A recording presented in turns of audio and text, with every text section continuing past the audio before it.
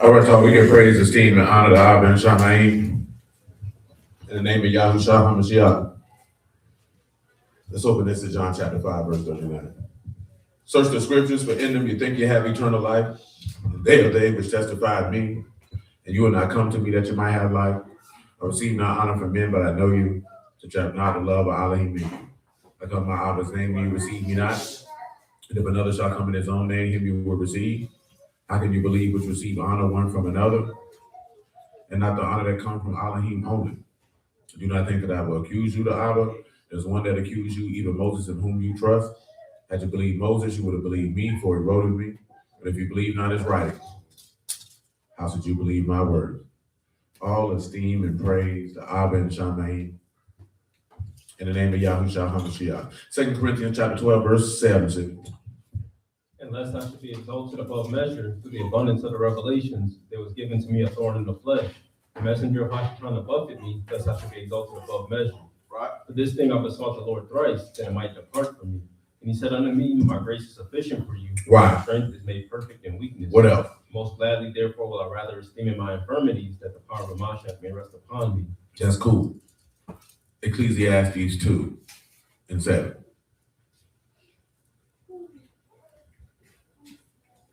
I got me servants and maidens, and had servants born in my house. Also I had great possessions of great and small cattle, above all that were in Jerusalem before me. Shalom, I man. gathered me also silver and gold, the peculiar treasure of kings of the provinces.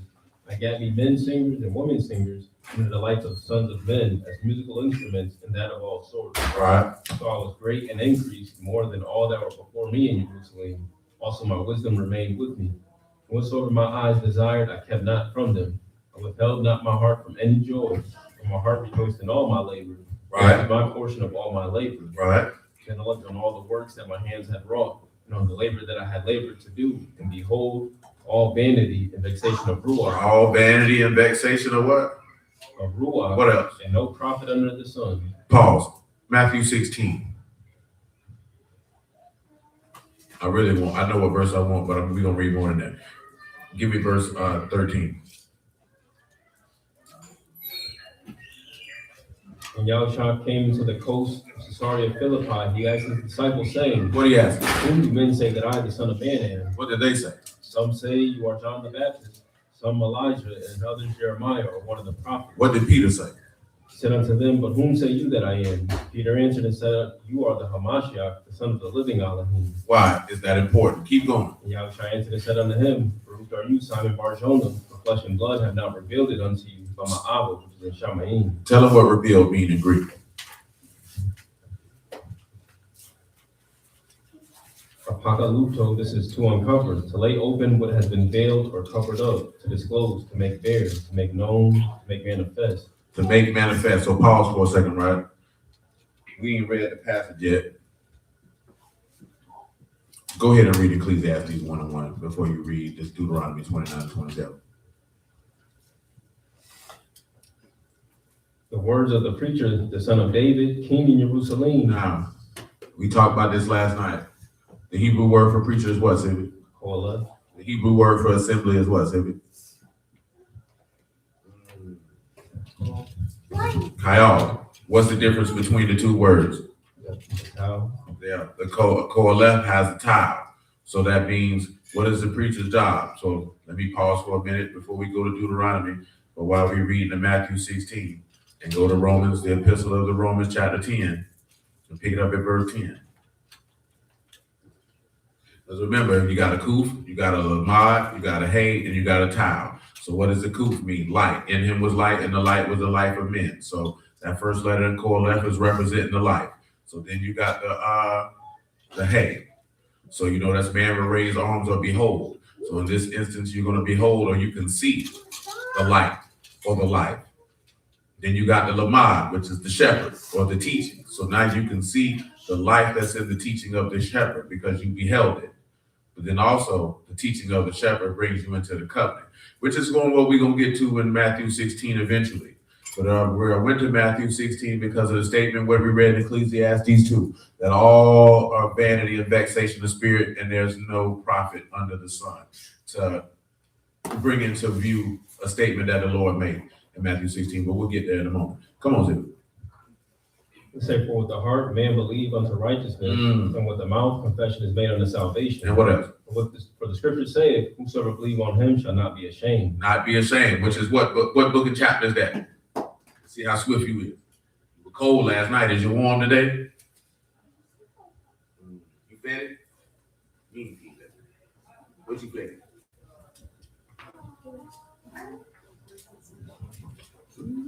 See, I already know. You hit that, that's the same thing when Johnny hit that shoe. You feel a lot.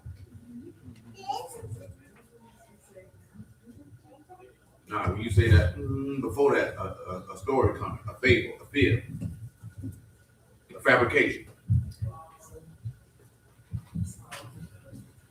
I'm out of verse special. They don't even exist. Oh, so you just put a whole bunch of junk in a pan to eat. Eating goulashes on the street. My God, today. Go ahead. Except for there's no difference between. You probably did the same thing. Go ahead. For there is no difference between the Yahudim and the Greek, for the same Lord over all is rich unto all that call upon him. For whosoever shall call upon the name of the Lord shall be saved. Right. How then shall they call on him in whom they have not believed? How can they do what? How shall they call on him on whom they have not believed? And what else? How shall they believe in him of whom they have not heard? And what else? How shall they hear without a preacher? How shall they hear without a what? Without a preacher. Now tell them what that Greek word for preacher is. And this is keruso, to be a herald, to officiate as a herald, proclaim after the manner of a herald. Now, what is a herald? This is a public speaker. That's all a Koheleth is. But remember, when you add that with a Koheleth, he's a collector of sentences. So what does that mean, a collector of sentences? Of course, we talked about this last night. That's what Ezra, that's a ready scribe. This is a learned man. He's skilled in the trade. He has to be skilled in the trade because he has to make the people behold the life and the teaching of the covenant of the man with raised arms. He has to make that plain. This is why it says if a man wants to be a bishop, what is the one thing he cannot be? In particular, where it says he can't be this. There's other things, behaviors that it says he can't participate in, but it's one thing in particular that it says he cannot be. You don't know what that is? No, that's not. But I see why you would say that. I'm trying to recall. Derek, you know what it is? One thing it said a bishop cannot be, like it's behaviors that says that he can't participate in, but there's one thing that he cannot be. In relation to what we talk about, if he's going to be a collector of sentences, there's one thing that he cannot be. And that would be correct, sir. He cannot be a novice. Can't be a rookie. They say if you're nice with the steel, you got to earn your keep. You know what I'm saying? Because if you don't know it, like we were talking about last night, you teach your fingers to war, your hands to war, and your fingers to fight. If you don't even know how to fight, well, you can't come out here. You're going to get yourself and everybody with your kill. Read that for him, Stephen. 1 Timothy 3 and 5.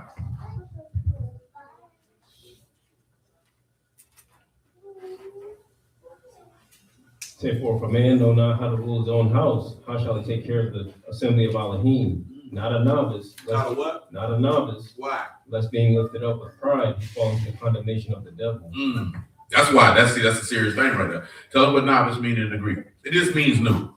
Basically, you can't be new to the game talking about you finna start. You don't even know how to cook no coke, boy. This is neophytos, a newly planted, a new convert, a neophyte, one who has recently become a Christian. Yeah, man, you can't be new, man. You're gonna have some grams missing. You know what I'm saying? See, that's like this here, right? That's like on a feast day, you niggas want to try a dish you ain't never cooked before. This ain't the time to be trying new stuff. Try new stuff on your own time. You know what I'm saying? I'm just being honest with you. But that's like you do on a job and you want to be the manager. Well, you just started yesterday. You barely know how to drop the fries. You mess the fries up when you work there. When you work there, I ain't say no fast food. They drop fries at all type of places. Yeah, you work there, I seen you. I see you stealing the people's stuff, eating the people's stuff, burning the people's stuff. This nigga worked at the bank. She ain't steal no cash. She still rolls a penny. So they ain't gonna miss that. I bet they did. You got him up out of there. Come on, sis. No, but you see how that's serious? Because if you knew, you don't really have strong.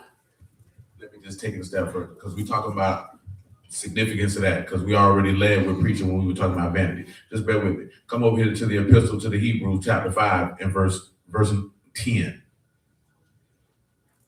This ain't the right. This is listen, right? Everybody want to be a preacher in 2026. And you know why? There's a multitude of reasons, but the reality is it is an occupation, it is a job, it is a vocation. You have to be good at it. You know what I'm saying? I'm talking about this is a standard that he set, and it's for no other reason than if you disseminate wrong information, you're gonna get yourself and everybody with you killed. Go ahead. Called of Elohim, a high priest after the order of Melchizedek, of whom we have many things to say and hard to be uttered, seeing you are dull of hearing. Listen what he finna say. For when for the time you ought to be teachers, you have need that one teach you again, which be the first principles of the oracles of Elohim. What's the first principle? And are become such as have need. What is the first principle?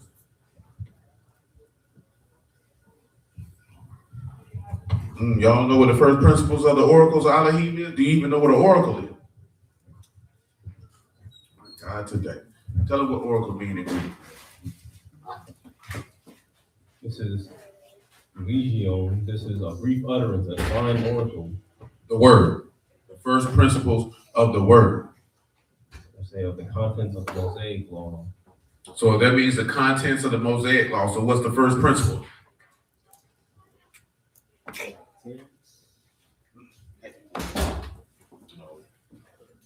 Deuteronomy 6 and 4 said. Peace, brother Omar. Shalom, brother Robert, man. Hear, O Yasharal, Yahuwah our Elohim is one Yahuwah. Shalom, You Jay. shall love Yahuwah your Elohim with all your heart, with all your soul, with all your might. That's the first principle. That's the greatest instruction. That's the first principle. Go back to Hebrew. Yeah, anybody who want to disseminate the word, they got to know that's the first principle.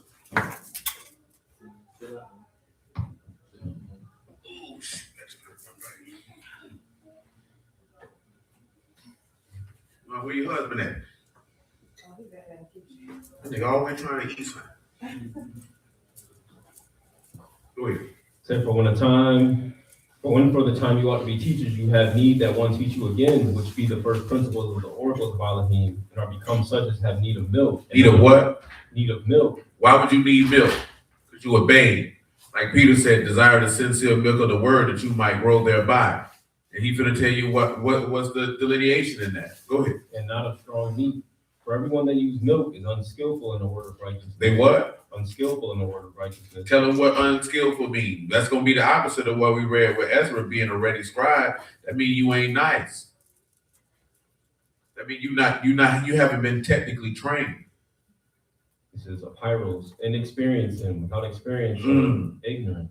You ignorant and you inexperienced. He said in the word of righteousness.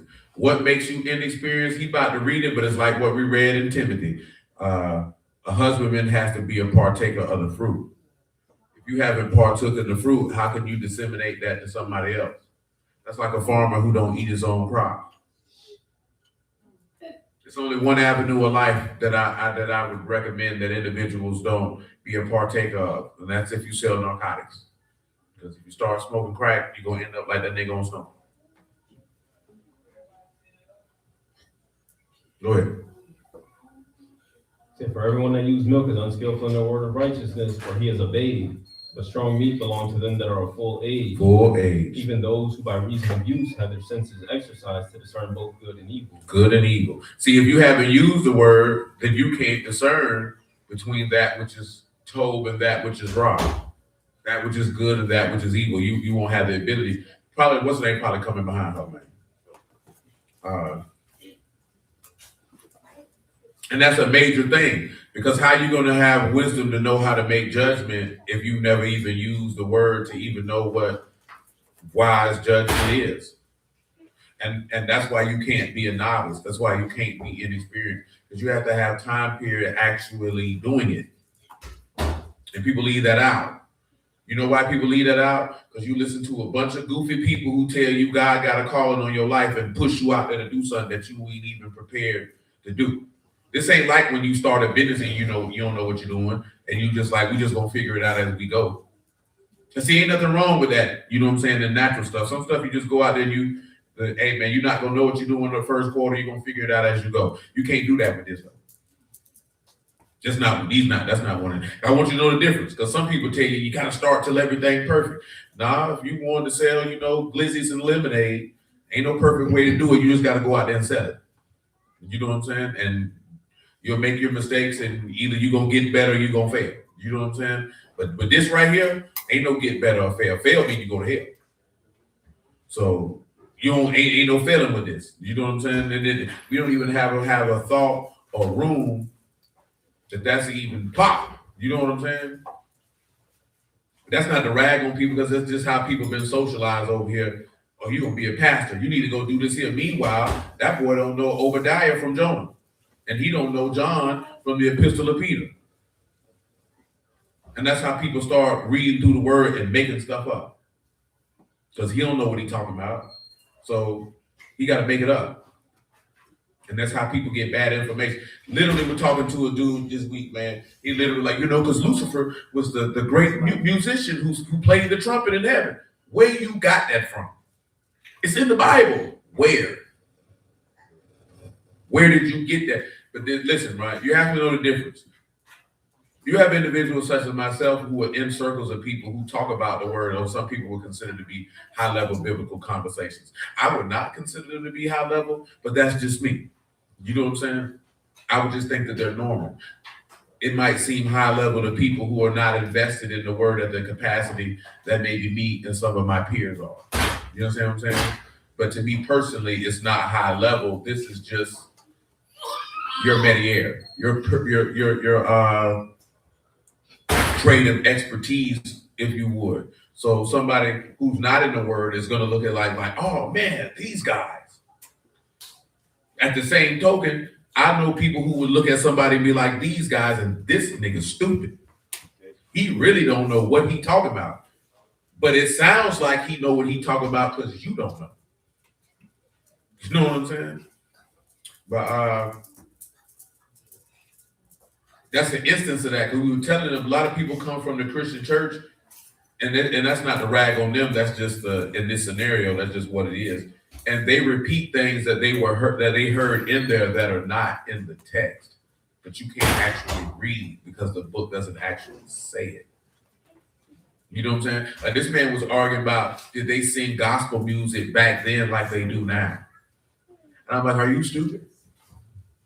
Because music evolves over time. But he was like, they didn't have singers back then. They didn't have instruments. I'm like, are you serious, bro? When you can literally read about the harp, the string instruments, the timbrel, the trumpet, the horn, the men singers, the women singers. But you want to know if they were singing like Kirk Franklin. Well, of course but also say there's no way to know what they were singing because there's no historical evidence for you to hear to know what it sounded like. You can only speculate. You know what I'm saying? Nevertheless, you want it to be like how we sing now. I would say probably when you look at choirs with no instrumentation, it probably sounded like that because vocals are vocals. You know what I'm saying? Now they might add a little, modern enunciation and vocal arrangement on certain stuff. But if you talking about just straight singing, some of y'all don't went to churches where they did have that minimal strings, drums, just the vocals, and it probably sounded just like that. You know what I'm saying? Not all the extra stuff, to put some pizzazz on it for some entertainment purposes, which I'm not knocking them for that. You know what I'm saying? It's just, that it's different. You live in a modern time. You also have an influence of jazz and blues and R&B and soul music that's going to infuse pretty much what gospel music in this modern time come from anyway. You know what I'm saying? Because most modern music, descends from, jazz and blues. Rock music come from it. R&B music come from it. Rap music come from it. That's where it all comes from. That's where it stems from. That's the roots of how music is made now. Is that the roots of how music was made 2,000 years ago, 2,500 years ago, 4,000 years ago? Probably not. Like he didn't even notice this. Do you know that biblically, the entire division of Psalms, they sung that. They sung that. Those aren't just chapters in the book that they read. Those are hymns, and they sung them. That's why they're called psalms. That's why it's called the Songs of Psalms. The word psalm literally means song. But see, you can't envision that in your brain that they were singing Psalms 15 or that they were singing Psalms 23, but they were singing them. They just didn't stand up and say, "The Lord is my shepherd." No, they sung that. You know what I'm saying? Now I'm being serious though, because that's what it says. That's what they are. You can see certain parts of it have musical notes in it, depending on your Bible. They sung that. Deuteronomy 32, they sung that. Exodus 15, they sung that. Judges 4, they sung that. You know what I'm saying? That wasn't book, chapter, and verse to them. But that's just a cultural context or difference of the time. See, you couldn't imagine yourself singing the Song of Moses in Exodus 15 because you would just read it because you would in your mind, how am I supposed to sing this? You just sing it. You know why you can't see yourself singing it? Because you want to be performative like what you've seen in the church all your life. So you think this is what's supposed to be done. It's cultural. You know what I'm saying? You would have lived in that time period and you would have sung it with no problem. Go ahead, sir.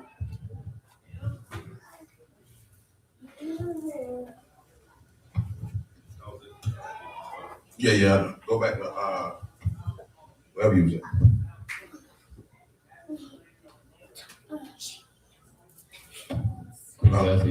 Romans 10 and 14. Say, how then shall they call on him on whom they have not believed? Right. How shall they believe in him on whom they have not heard? And how shall they hear? Without a preacher. And how shall they preach? Except they be sent, as it is written. Faith. How beautiful are the feet of them that come upon the mountains and do what? Bring good tidings. And do what? Bring glad tidings of good things. They have not all obeyed the gospel. What else? For Isaiah saith, Lord, who have believed our report. And? So then faith come by hearing. And? Hearing by the word of Allah. Now see, that go back what we read last night. He said the kingdom of heaven don't come with what, say? Ocular evidence or observation. Why is that the case? Because the kingdom of heaven is made out of the things that are not seen. So you can't see the things that are eternal with your temporal natural eye. Your eyes can't see that. Just on general principle.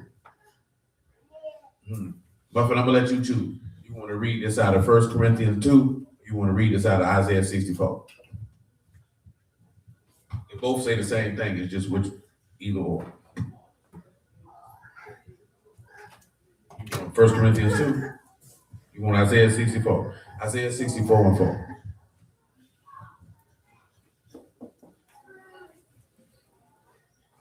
For since the beginning of the world, men have not heard, nor perceived by the ear, neither have the eyes seen, or Elohim beside you, what he hath prepared for him that wait for him. Now, in Corinthians, it say for those that love it. He said, your eye have not seen, your ear hasn't heard, your heart can't perceive what he has prepared. Remember, he said, I go to Shamahim because I have prepared a place for you. Your eyes cannot see that which is eternal. You know what I'm saying? So you can't fathom it. So that's why he say the kingdom of heaven doesn't come with ocular evidence or observation. The evidence is in the things that your eyes cannot see. The same way that you did not see the things that made this world that you live in right now, as it says in Hebrew. But we was in Matthew 16. But you need to get me Deuteronomy 29 and 27.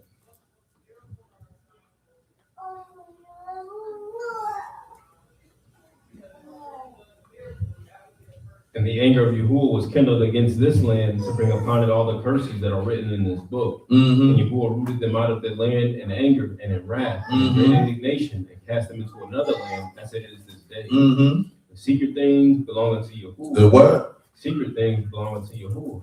The secret thing. Are Elohim, but those things which are revealed belong unto us and to our children forever, that we may do all the words of this law. Give them secret and reveal. And secret is Sathar. This is to hide, conceal, to hide oneself, to be hidden, to hide carefully. Give them reveal.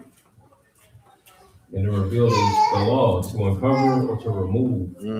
Hold on a second.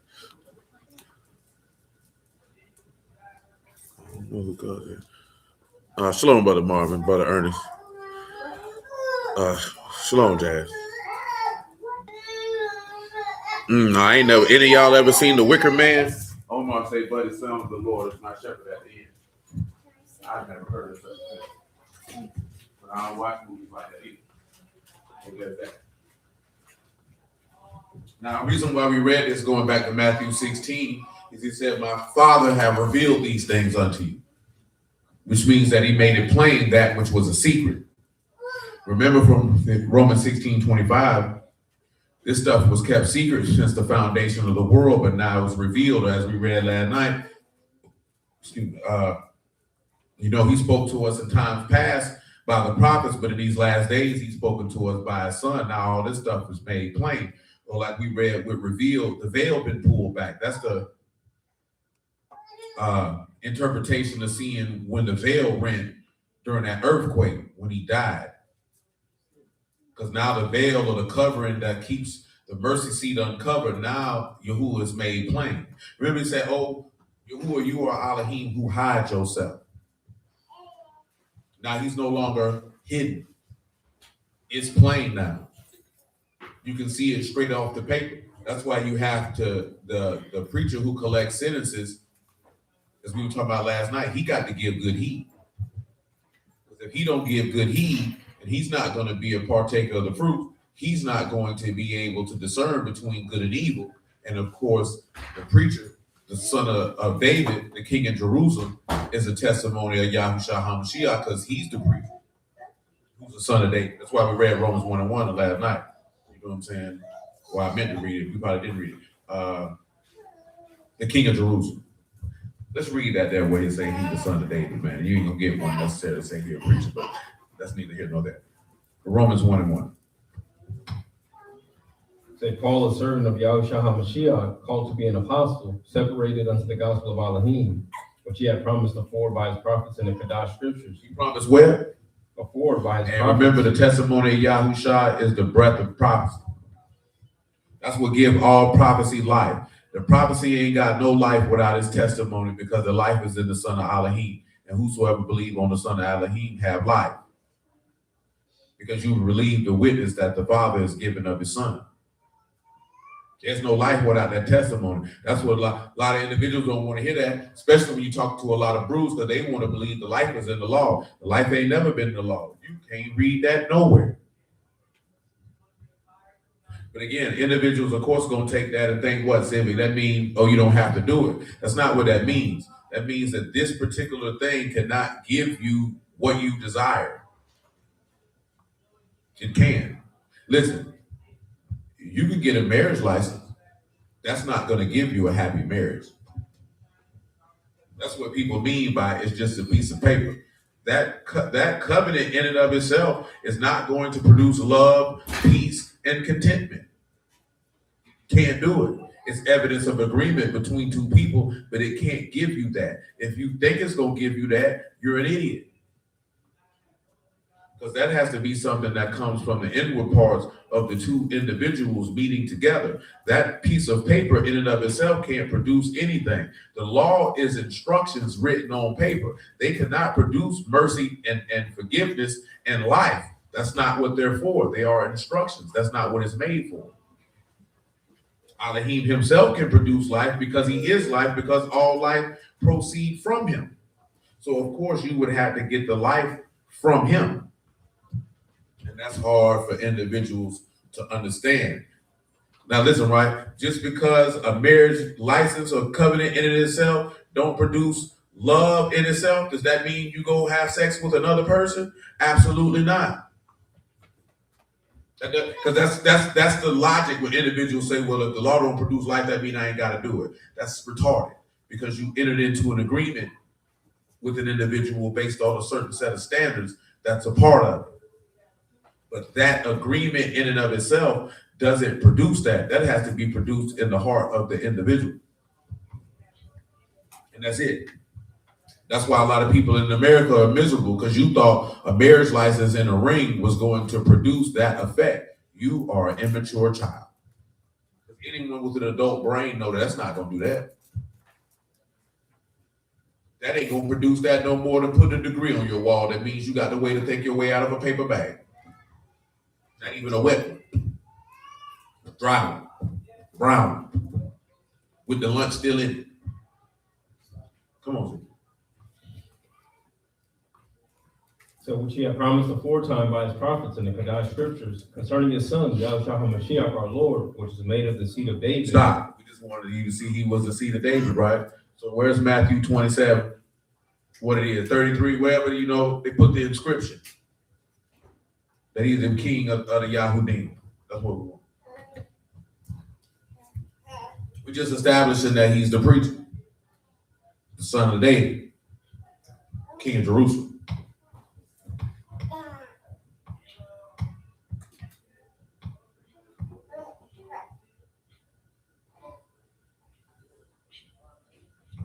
Right? That's verse 37. Go ahead. Saying, set up over his head, his accusation written, this is Yahushua, the king of the Yahudim. We just established that he's the king of Jerusalem. Now, we've got to go back to Matthew 16. And we stopped at what? Verse 13.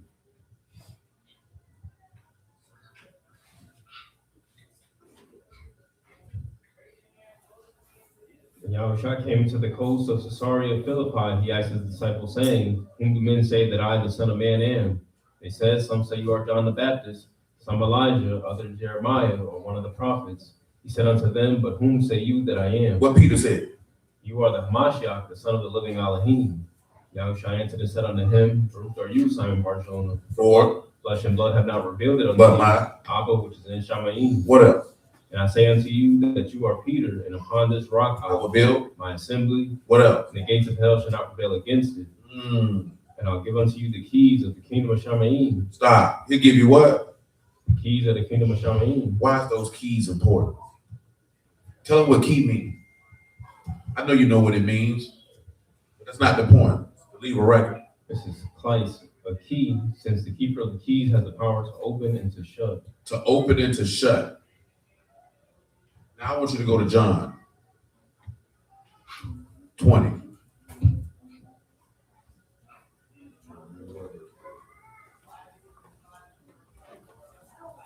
Tell me what 17 is. Yahushua said unto her, touch me not, for I am not yet ascended to my Abba, but go to my brethren, and say unto them, I ascend unto my Abba and your Abba, and to my Elohim and your Elohim. Mary Magdalene came and told the disciples that she had seen the Lord, and that he had spoken these things unto her. Then the same day at evening, being the first day of the week, when the doors were shut, where the disciples were assembled for the fear of the Yahudim, came Yahushua and stood in the midst, and said unto them, Shalom unto you. Mm-hmm. When he had so said, he showed unto them his hands and his side. Then were the disciples glad when they saw the Lord. Mm-hmm. Then said Yahushua to them again, Shalom unto you, as my Abba hath sent me, even so send I you. Mm-hmm. When he had said this, he breathed on them. He did what? Breathed on them. What else? He said unto them, receive you the Ruach HaKodesh. Keep on rolling up. Whosoever sins you remit, they are remitted unto them. And what else? Whosoever sins you retain, they are retained. And what else? But Thomas, one of the 12. Now listen what he did. If their sins be remitted and their sins be retained, you can see that he done gave them a key to open and shut something.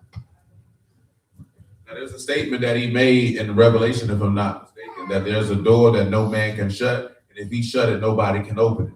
Now, based off of that information, is there any passage in the prophets that comes to your mind about a key in relation to this? We'll read the Revelation 1 statement in a moment. But you need to understand this one here. And this key happens to belong to somebody.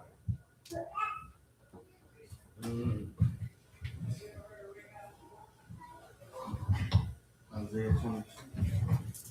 Indeed, Isaiah 22 and 17.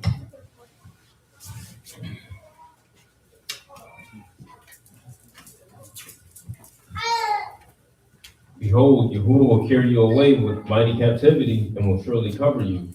He will surely violently turn and toss you like a ball into a large country. There shall you die, and there the chariots of the esteemed shall be the shame of your Lord's house. I will drive you from your station, and from your state shall he pull you down. It shall come to pass in that day that I'll call my servant Eliakim, the son of Hilkiah. I will clothe him with your robe. Clothe him with your what? With your robe. What else you gonna do? Strengthen him with your girdle. What else? I will commit your government into his hand. You do what? Commit your government into his hand. What else gonna happen? He shall be a father to the inhabitants of Jerusalem. And what else? To the house of Yehuda. And what else? And the key of the house of David will I lay upon his shoulder. So he shall open and none shall shut, and he shall shut and none shall open. Now, what did you think this key of the house of David represent? You can give him the Hebrew word for key. And this is mafteah, a key, an opening instrument. What you think being open? Do you even read about David having a key? Because you don't.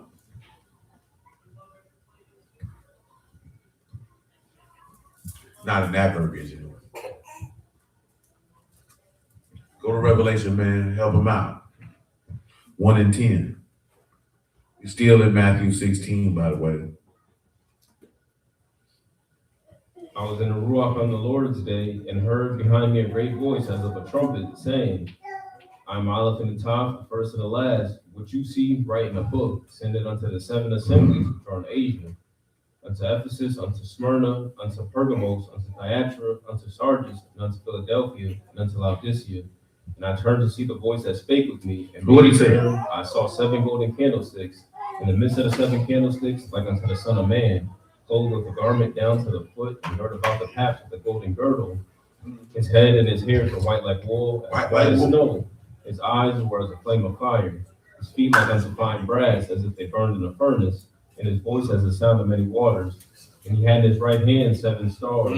Out of his mouth went a sharp 2-edged sword. His countenance was as the sunshine in his strength. And when I saw him, I fell at his feet as dead. And he laid his right hand upon me, saying, Fear not, I am the first and the last. I am he that lived and was dead, and behold, I am alive forevermore. Forever. And have the keys of hell and of death. And there it is. Now, what you think this week he had the keys of what? Of hell and of death. What y'all think that means? Because what did it just say a key meant, Civic? You have power to open and to shut. So what does this mean if he got the keys to hell and death? That means he can open up death to individuals, and he can close it. Hell is the grave. You know what I'm saying? So he can open the grave for individuals, and he can close it. What does that take us back to, Civic? You should already know. Psalms 88 and 5. And 2 Corinthians 3 and 14, just on general principle. I know it's redundant. I don't care. Psalms 88 and 5. Free among the dead. Free among the what? Among the dead. Like? The slain that lie in the grave. Listen. Whom you remember no more, and they are cut off Now, from your hand. how can you be free among the dead? Now, Civic know what free mean in Hebrew. What's that Hebrew word for free, little Johnny? He wasn't ready for that. Okay, that's how he failed high school. He ain't even failed. That's amazing. No, kosher. And it means to be from what?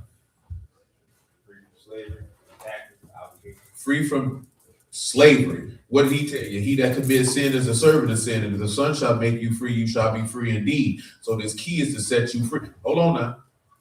You know he quoted this in Isaiah 4. In Luke 4, but we're going to read where it come from. Isaiah 61 and 1.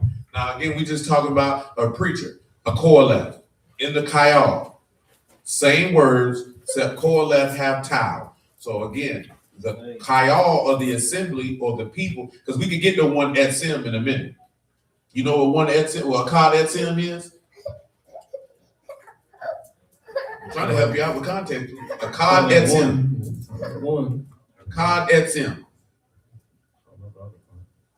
Or what y'all think Akkad etzim is? In contrast, it's the difference between Akkad goyim. one without him. Goyim don't mean Elohim. It's opposite. Yeah, I said one etzim is the opposite of one goyim. Or Akkad goyim. I just told you what goyim is. You ain't picking up on the nothing. That boy warm. He was cold last night. Warm today. She gave him that Burton special. She gave that nigga some pancake. Oh, that is a special.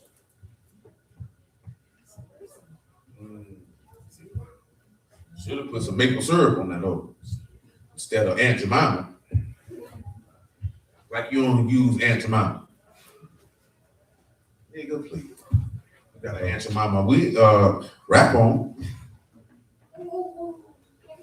but you don't use Aunt Jemima syrup. Log cabin. She capping. That's how we use log cabin. Nigga, what's the difference? Log cabin ain't no better. That's high fructose. Fruit. Toast. It's organic. Y'all talking about, see, organic nigga. Get the hell out of here, nigga. You from the South, nigga. Sometimes, but at the same token, I don't eat pancakes. Nigga. Easy. I got in the car. Push the start button. You know what I'm saying? I threw that whole reverse. Backed off on Fox Creek, hit Normandy. Shot down, you know what I'm saying, Hammond Boulevard, jumped on the highway. How did you get here? You came down Blandon, didn't you? You rode down Roosevelt. Yeah, you closer to Roosevelt. But you had to hit Tim McQuarrie first. I don't eat pancakes. I don't eat waffles either. I mean, I don't eat breakfast in general. And I don't get excited when I see pancakes. I don't eat lunch either.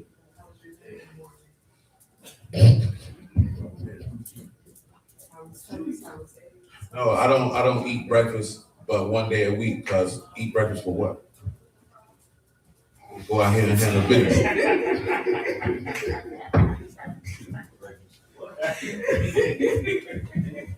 I'm gonna leave, I'm gonna drop them churn off, and I'm gonna pick them weights up, and we're gonna go get to this money if there's money to be got. I'm already fueled. Need no food, boy. I fast train on a regular basis.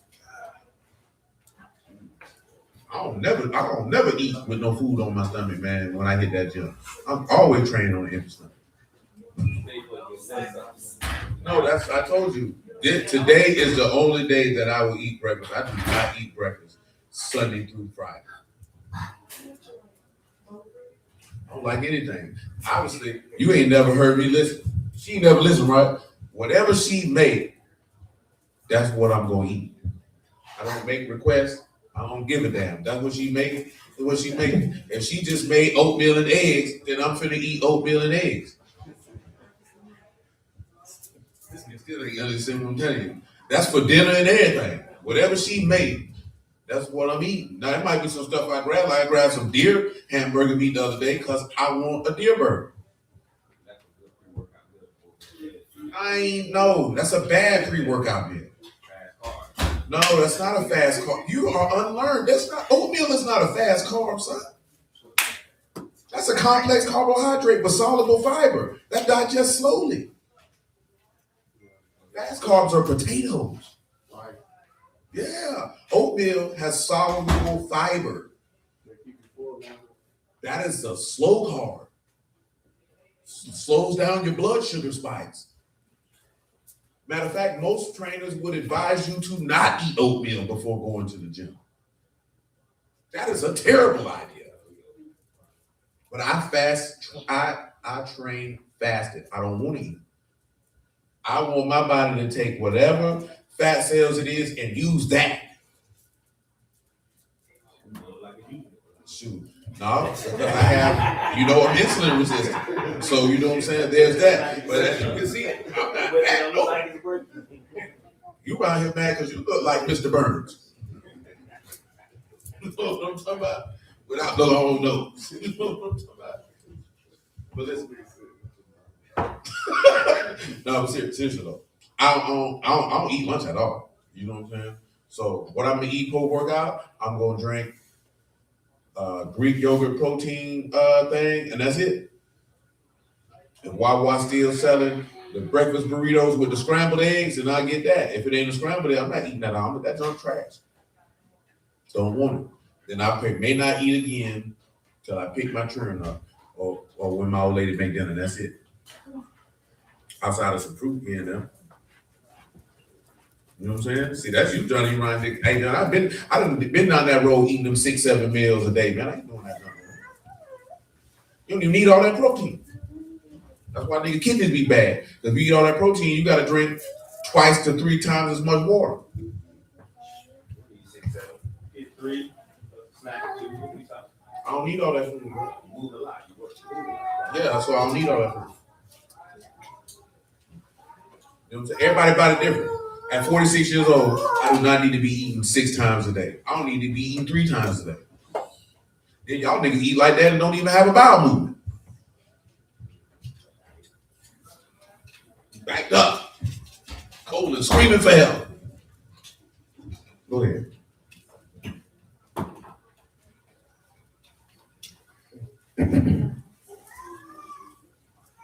Nah, my dog was talking about that yesterday though. That's how his kidneys got messed up because he was drinking all them energy drinks and wasn't drinking enough water, and that junk messed his kidneys up. But I done also looked at somebody, but that's why their kidneys got messed up. They were eating all that high protein junk, but they didn't drink enough water. Balance that junk out. Kidneys can't filter all that junk, so the kidneys failed. They on dialysis. I don't want to be on dialysis. So we're good on that. Everybody body different though, so consult your physician. I hope you niggas got a primary care physician at this old age. Say the rock of Yahuwah Elohim is upon me, because Yahuwah have anointed me to preach good tidings. Isaiah 61:1. He have sent me to bind up the brokenhearted, proclaim liberty to the captives. Proclaim what? Liberty to the captives. He came to set them free. He got that key to open the door. Go ahead. And the opening of the prison to them that are bound. And he opened the what? Prison to them that are bound. That's opening. That sounds like the keys to hell and death to me. We can read where it said in Isaiah 4. He said a little different. It's up to you. Muffin, you want to read Isaiah 4? She want to read Isaiah 4. 4 and 16.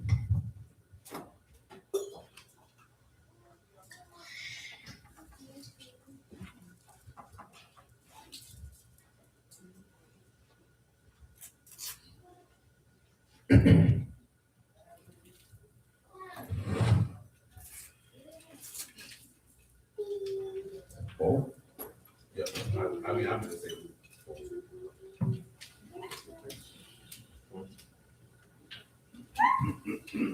Luke chapter 4, verse 16. And he came to Nazareth, where he had been brought up, and as his custom was, he went into the synagogue on a Shabbat day and stood up for to read. There was delivered unto him the book of the prophet Isaiah, and when he had opened the book, he found the place where it was written. What it said? The Ruach of the Lord is upon me, because he hath anointed me to preach the gospel to the poor. He hath sent me to heal the brokenhearted, to preach deliverance to the captives, and recovering of sight to the blind, to set at liberty them that are bruised, to preach the acceptable year of the Lord. Now, you know, it's a little different verbiage he using, but it's the same token. Now, he said, whoever sins you remitted, they are remitted. That's what the power he gave Peter. Or reading what he gave his disciples. But we talking about when he said he gave Peter the keys. Go back to Matthew 16 with that, and that's all we referencing, because Peter is the foundation of which the house is built on. So we're dealing with, he said it was revealed to Peter by his Abba and Shamaim that Yahushua was the son of Elohim. That's what set you free. You don't have that information. This is talking about what a core left does. Remember, it's Kuf, Kuf, Hey, Lamad, and Tau. Remember, Kuf is the light. Hey is behold, or the man with raised arms, and you can behold the man with raised arms. Lamad is the shepherd of the teaching, and the Tau is the covenant. So the core left, when Yahushua being the preacher who was wise, you know what I'm saying? He tell you that you can behold the life, which is in the shepherd's covenant, or the teachings of the covenant. We're not talking about that old covenant, because the old covenant ain't have life, because if it had life in it, there would have been no need for a new one. That's what it takes. You know what I'm saying? So when you get with the Kayal or the assembly, their job is to behold the light of the shepherd. They have to behold and receive the shepherd. The core left has to be able to communicate the shepherd to them, and that's how the keys open the door. That's why it's not a. That's why we read earlier, Civic. What he can't be, Civic? Can't be a novice. Can't be inexperienced. You can't be new. You know what I'm saying? Because that's dangerous. And people grossly underestimate how dangerous it is for someone to be inexperienced with the word of Elohim, because you're talking about life or death. We're not talking about, like I said, it's one thing to, okay, let me take it because football season started. It's one thing to have an inexperienced quarterback. Sit him out there, let him learn on the fly. You know, he's going to make mistakes. We can live with it. We might lose a couple games. You can't do that with this right here. Mistakes in this will cost somebody their soul. And I don't think people weigh that out, because I don't think people take it as serious as it is. You know what I'm saying? But what did we read last night, Civic? He told you better be circumspect. I mean, you better be beware, give attention to, be on guard. He told you better be aware of who's it. Because your adversary out hunting. He lurking, you know what I'm saying? And he don't care if you're experienced, inexperienced, young, old, stupid, smart. If you ain't on point, he gonna devour you. But people don't think that's a game, because it's like this here, right? You know, niggas, especially niggas in the South, you know what they love to say, the devil busy. Every time something happens, maybe that wasn't the devil, cuz. Maybe that was God. You know what I'm saying? Maybe Buddy was catching the just reward for his deeds, and it's just better for you to blame God, blame the devil, than to understand that no, that man got fed up and said, kill him. But see, we don't get taught like that, so you don't want to believe that God would kill Uncle Jimmy. But y'all know what Uncle Jimmy was doing to your nieces and nephews. You know he was stealing from the church. You know he was beating on his wife. You know he was selling dope. You know he was a murderer. Just like I was telling y'all last night, man, talking with some people, man, just discussing the info that came out in the post, trial relief from Carmelo Anthony. The only thing that most niggas want to focus on is what they say about the white boy. But you want to disregard that they said that this nigga say he wanted to lick blood off a blade. You just want to disregard that. And let's just say for just for the sake of the conversation that he said all that. Well, it's verified he said all that. So let me not say if it's verified that those text messages were real, that he said he was on the verge of killing somebody and he wanted to stab somebody and lick the blood off the blade. Now let's say that was his actual mind state and he really came with the intent to kill. It won't even hit a nigga mind that God gave him 35 years. Better than dead, nigga. Do the 35. The only reason we don't want to see it like that, because it's a racist white boy. But then, of course, if you know what the words say, he said the wicked are his sword. So he'll use one wicked nigga to kill another wicked nigga, knock out two with one stone. I'm going to lock you up and kill you wicked cracker. And he's satisfied. He let the wicked take out the wicked and sit back. Righteous ain't got to move. We don't consider that because you don't pay attention to that in the text. That's how he operated. How we know this here? Because he let them doggone wicked people kill Ahab. The righteous didn't have to lay their hand on Ahab. There was two birds with one stone. I'm going to let them go to war so I can knock these people here off, and I'm going to use them to knock Ahab off, and the righteous just sit back and watch and laugh. And he say that in Psalms, you know what I'm saying? But I mention that because I don't care if you go to a Hebrew congregation, I don't care if you go to a Christian church, they won't communicate that this is how he operates.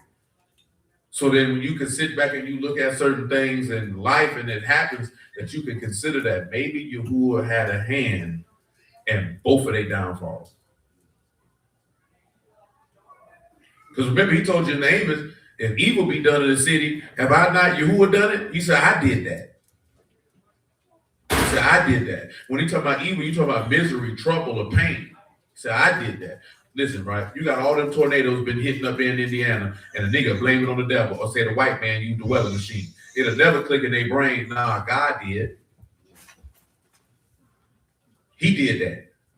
Now, why he did that, that's known to him. I dare not speculate on the rhyme reason. Sometimes ain't no rhyme, reason, or purpose. Sometimes, as we already know, it's just time and chance. God ain't did nothing. It's just time and chance. Just happened to be the time and the chance that storms were created and tornadoes came through and made it look like a nuclear bomb here. Because sometimes it don't be God doing nothing, it just be time and chance. Amen. The weather hit that way that day. And it is what it is, but nobody don't tell people that either. You know what I'm saying? So we be wanting to think, well, he had a hand in everything.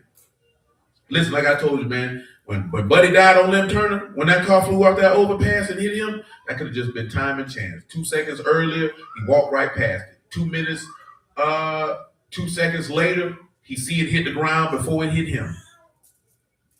But he just happened to be time and chance. He walking under that underpass and a truck fall on your head. You know what I'm saying? Because that's wild, bro. When I say that's wild, one, nigga, how you drove off the underpass on 95 at Lim Turner, what was you doing? But then you fall, your truck fall, hit a man walking, he died, you get ejected from the truck, and you live. Time and chance. Sometimes be like, God don't make no mistake. God ain't had nothing to do with that nigga dying. It's somebody I knew died. He told me, I know God don't make mistakes. This nigga had diabetes. That ain't had nothing to do with God. That had to do with poor health. His body quit.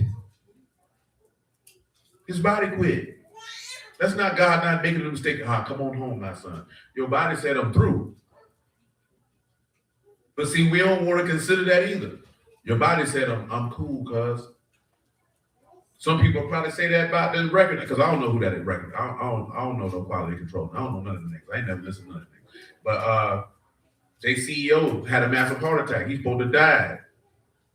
I don't know if he died or not. Rolling Stone said he was still alive. Other outlets said he died. But some people say God ain't making no mistakes. No, the mistake was his arteries were clogged. And they got clogged enough to where the blood couldn't get to the other side of his heart. And it stopped. You know what that come from? Poor life habits. Then you'll have goofy niggas say, I know God don't make mistakes. Nigga, 92. He's 92. How long did you think they was going to live for? They were like, you messed us up with this one. Sir, she was 100. She was 100. Man, if somebody, once you get past 80, man, you ought to give thanks that an individual could even live that long. But then at the same token, they may not feel that way because everybody they care about dead. When y'all start getting that old, you'll start to realize that when you look around and all your friends dead, and your parents dead, and your siblings dead, and your friends dead. Yeah, you got these younger people in them grandchildren, but your peers are dead. Preferably if you can still get around good, you cool. Now imagine if you can't get around too good. And you got to lay in the bed every day and listen to your bald-headed granddaughter complain. Don't nobody come see you, but everybody want to come to the hospital when you finna die and take a damn picture next to your hospital bed. If I could haunt a nigga, I'd tell you, take that picture, boy, I'm gonna make sure I haunt your house every day. Don't you take that damn picture and post that on the internet. I'm in here laying in the bed, in the hospital bed like this here. You want to use this as a photo. I should have came to my house and took a picture before I got here. Try to take no picture with me 30 minutes before I die. You wasn't worried about taking one that's 30 months before I died, nigga. Don't do it now. If I had enough strength for one of you niggas to do, I'm gonna tell you, I'm gonna cut you out. Don't you come to my hospital bed and do no goofy junk like that, nigga. I'm looking bad. I'm finna die, and you want to share this to the world.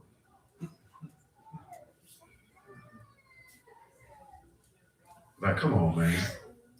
Listen, there's a picture that my auntie sent me that I took. Like, my daddy didn't die yet. He died like maybe what? Maybe a couple, about a month later. But when I got there, he was asleep. I'm like, man, I'm not finna take no picture with this man and this man sleep. She just take it anyway. Ain't nobody never seen that photo unless I showed it to you. Because why would I share that for the, look at me sitting next to my daddy while in the hospital bed sleep. That's retarded, man. At least it let him be lucid. I ain't one to, I know some people like to take the picture of hold a dead nigga hand in the hospital. I ain't doing that either. I don't want to hold your hand. Not after the fact. I don't be thinking some of the people be holding the people's hand right before they die. I think nigga be photo op. Man, I don't trust nothing no more. A lot of this junk be staged and fake, man. Nigga be flogging, man. You know how very few people would probably literally be holding somebody's hand as they take their last breath? There's not a lot of people doing that. So you mean to tell me why a nigga dying, you focused on holding their hand and holding your phone and taking a picture of it? That says a lot about your character. If that's what you focused on, nah, you went and grabbed the person's hand after they were deceased or slightly before they were finna die, so you could use it as a photo op. Man, that's lame as hell, man. I come out, I would like to say, Lord, please put my spirit back in me so I can slap this nigga.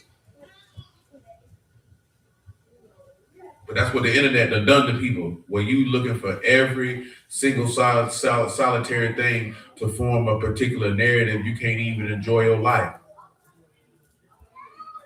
because you need to share that. Then turn around, God, don't make no mistakes. Nah, sir, they had cancer. Now, why they had cancer, that's a different conversation. You ain't necessarily got to have bad habits to get cancer. You know what I'm saying? But you can have bad habits to get cancer. I just watched something. Obviously, people know that. You know the biggest way they say most people get colorectal cancer? I'm being dead serious. I ain't being funny. They said one of the biggest ways that people get colorectal cancer is eating hot dog, sausage, and processed deli meat. Yes. You know what I'm saying? Now, I don't know what they put in the stuff, but that's what they said, though. It was mainly for men. They're saying for both men, prostate and colorectal cancer, what increases it is. They led with sausage before for hot dogs, but sausages and deli meat. I think it's said from the nitrates. Come on, Zip. I forgot where I seen that at, but Buddy was going in about that. So just don't eat it. Then who that was? You the one something that done with cuz decased the link? Yeah, you know what I'm saying? I knew all the dudes in the comments who was, oh man, this is gay. I knew they wasn't from the South because nobody down here would look at that as weird. Talk about, bro, he peeled back the skin off the chamois. I'm like, who's gonna eat a link with the casing on it? You know what I'm saying? But I haven't seen a sausage link in person in 30 years. You know what I'm talking about? You know what I'm talking about, Sid? Mm-hmm. Y'all eat that up there? I can say, I know y'all do that up there. Y'all do that out west? Yeah, down south, man, that's normal. You know what I'm saying? Sausage link got a little casing on it. You got to take the casing off and then eat the sausage. You talking about like the hot links? Yeah, you got to peel that thing off. Yeah, I ain't seen nobody eat that in a long time. You know what I seen yesterday trashing the house out? Man, the niggas had pickled sausage, man. Swine sausage. You had flashback, huh? Yeah, you used to eat them with the little quarter water, huh? Mm-hmm. In the hoods. All that nasty. Nasty. I ain't never eat that junk. No pickled pig's feet, no pickled sausage. I don't want none of that junk. Hell no. I don't want nothing sitting in no jar with the water red. Yeah, that's why I don't want it. That junk look like, that's why niggas be dying. But we eat stuff that just, you can look at it and just say, nigga, don't eat this. And we still eat it. It's great though. And then you wonder later on down the line, God, don't make no mistakes. You know what I'm saying? You wonder why that happened. Because you've been eating terrible for the last 30, 40 years, man. Your body is like, this nigga hates me. Yeah, come on, Kool-Aid, pineapples, bro. No other race of people in the world drink Kool-Aid. None. Y'all ain't been to no other race house and they be like, you want some Kool-Aid? One, what is even in the Kool-Aid? Then on top of that, the copious amounts of sugar that's applied to it. You know what I'm saying? That's not eating that nigga body, man. And tap water. They don't even use those up in here. That's gonna probably be nasty if you use bottled water to make Kool-Aid with. No, it don't. This thing say upscale. You can't get upscale with no bottled water. So you've been doing that. You've done it before. So how you know it's upscale?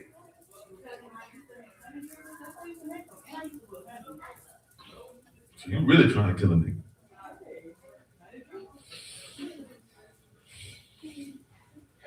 Yeah, I ain't drinking no Kool-Aid, boy. I can't remember last time I drunk Kool-Aid, boy. But nigga better not offer me that junk, man. I'd rather drink piss off the ground.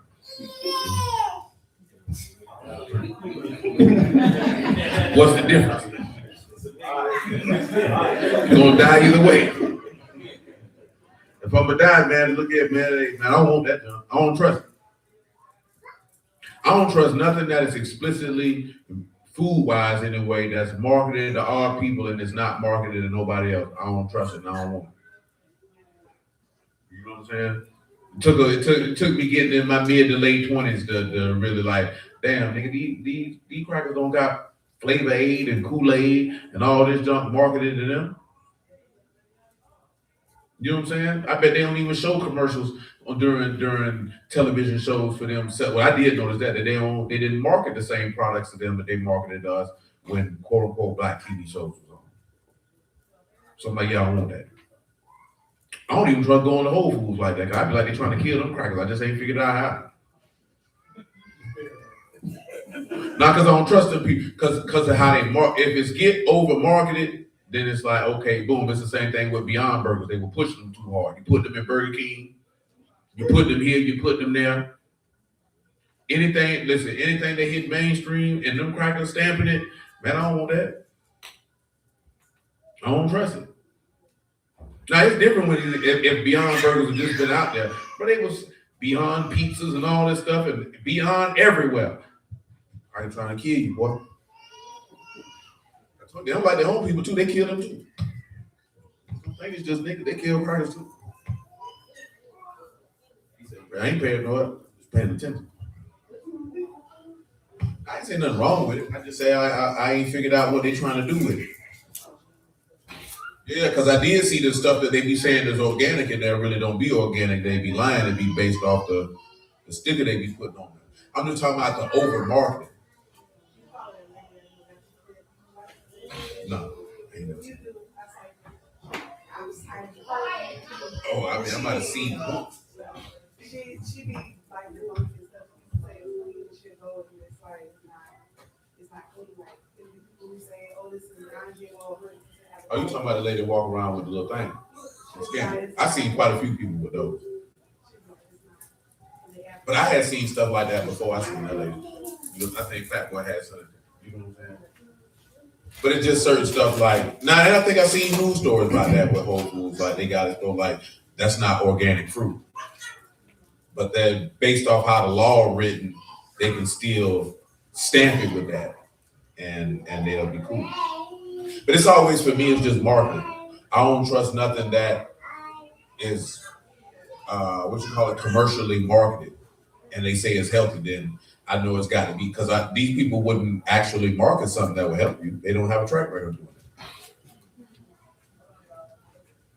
That's why they don't want you taking no herbs.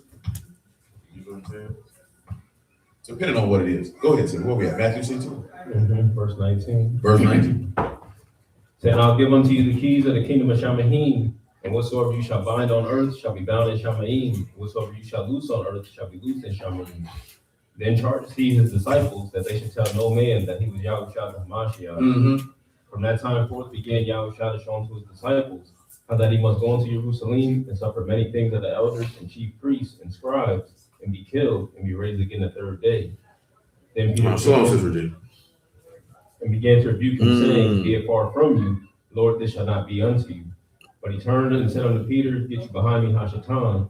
You are not offense unto me, for you savor not the things that be of Elohim, but those that be of men. Mm-hmm. Then said Yahushua unto his disciples, if any man will come after me, let him deny himself and take up his stake and follow me. Mm-hmm. For whosoever will save his life shall lose it. Whosoever will lose his life for my sake shall find it. Mm-hmm. But what is a man profited? He shall gain the whole world and lose his own soul. Stop. He said, what is a man what? Profited. Now, we've been all through all those different things, because this is what we was coming from Ecclesiastes 2. When he say all is vanity and vexation of spirit, and there's no profit under the sun. And he said, what does a man profit if he gained the whole world to lose his soul? Just relating back to what Solomon telling you. It's for nothing. Ain't no profit under the sun if you go to hell. Now again, it's a juxtaposition. Just wait in a just balance. Because again, we read verses where he say, hey, if that's your portion, rejoice before God with your portion. But remember, this is the preacher, the son of David, the king of Jerusalem. He's letting you know vanity of vanities. All is vanity. And the Lord letting you know the same thing. Start at verse 24 again. Listen what he said. Then said Yahushua to his disciples, if any man will come after me, let him deny himself and take up his stake and follow me. So once he tell you that you have to forsake all that you have and come after me, then you would be understanding that all is vanity. That's why you would be willing to do it. Because if you didn't believe all is vanity, like we can read in Matthew 19 with the rich ruler, he didn't want to walk away from those things because he didn't see it as vanity. Read that for him. Matthew 19 and 15. Because a lot of people overlook this verse. We didn't talk about it before. That verse ain't just the fact that the Lord was asking him to do something. The Lord wasn't asking him to do nothing that he hadn't done himself. And he wasn't walking away from vanity. When he walked away from all that was in heaven, when he left his father to go cleave unto his wife. I done seen people recently arguing that if Israel is the father's wife, then how could it be the son's wife? That's breaking the law because you were done it. But you were done it. But I'm not gonna rag people like that. But that's a whole other conversation. You know what I'm saying? But nevertheless, like, remember we talked about that before because that passage in 2 Corinthians 8:9, which is Proverbs 13 and 7. There's a man who have great riches yet have nothing, and there's a man who have nothing yet have great riches, because the ransom of a man's life is his riches, and he didn't come to be served, but to serve and to give his life a ransom for many. Why is he willing to give his life for a ransom? Because all is vanity. It's empty because it's temporary. And since it's temporary, I can walk away from it. That's what the rich ruler didn't want to do. I don't want to walk away from that which is eternal, to walk towards that which is eternal, to forsake that which is temporal or transitory. I want to keep that. But what gain did you get by gaining all of that? But you're going to lose your knee fast. You're going to go to hell. That same breath that go back to the Father, you're not going to get that back. So see, that same breath that go back is the same breath that'll raise you from the dead. You're not going to get that back. So I'm just isolating the Matthew 16 so you can see that he is the representation of the preacher, the son of David, the king of Jerusalem, explaining to you how this stuff is vanity. As we already read, he said, man, you can gain all this stuff and you don't know if you're going to leave it to a wise man or a fool. And you're not going to be able to come back later afterwards to see what they did with it. And that's why I referenced the other night what's happening with Dr. Buss's family with them selling the Lakers. Because he put all these safeguards in place so that his kids would never have to sell the Lakers. Because he wanted to keep it in the family. The only reason I mentioned because I just happened to see a reel when dude was talking about that generational wealth was a myth and he was using them as an example. You know what I'm saying? And I'm like, their example is literally what Solomon is writing about in Ecclesiastes. Because and plus probably because I watched Winning Time, that show that was on HBO about the some stuff is dramatized, but how he got the franchise, that's accurate. You know what I'm saying? And that man did not have the actual liquid capital to buy the Lakers. The man structured the deal with real estate, the form, and a whole bunch of other stuff to get the team because he wanted the team and his family. And you can actually see it that his daughter, who's fighting the sale, was the one that he really took under and said, hey, I'm going to show you how to do all this here. But there's 5 other siblings. And see, he made a trust with certain stuff in place because he wanted to keep that asset in the family. And then they sold that whole cashed out. They sold it for $10 billion, but they maintained 18% ownership stake. Then he sold it for 12.5, who they sold it to, and they said, hey, we're going to sell our 18% and cash out. Now it's not in the family. But see, there's also something that I've been noticing that most of these people who, now in Major League Baseball, it's maybe not the same, but in the NFL, a lot of those franchises are family owned because they started family owned. The Giants were family owned. The Steelers are family owned. Like the family that owned the Giants are the descendants of the individual who founded the Giants. The Ford family, they own the Lions from the Jump Street. You know what I'm saying? So I'm trying to think of a couple others. Like, okay, you had the Spanos family. They own the Chargers. They offed it. You know what I'm saying? Pat Bowlen founded the Denver Broncos. They sold it to the Walton family. You know what I'm saying? They got a little bit more bread, but a lot of them people cashed out. The same way that Bud Adams owned the Titans. He died, family cashed out. You know what I'm saying? What's the white dude that owned Microsoft, man? What's that? Paul Allen. He died, his family sold the Trailblazers and the Seahawks. Oh, we don't want nothing to do with this. You know what I'm saying? You look at the Yankees. Now, the Yankees wasn't owned by the Steinbrenner family. But when George Steinbrenner died, his son took over. But he ain't sold it. You know what I'm saying? Because, I mean, that's a hellified asset. I mean, the San Diego Padres just sold for $3 billion. Padres are mid. So can you imagine what the Yankees will sell for?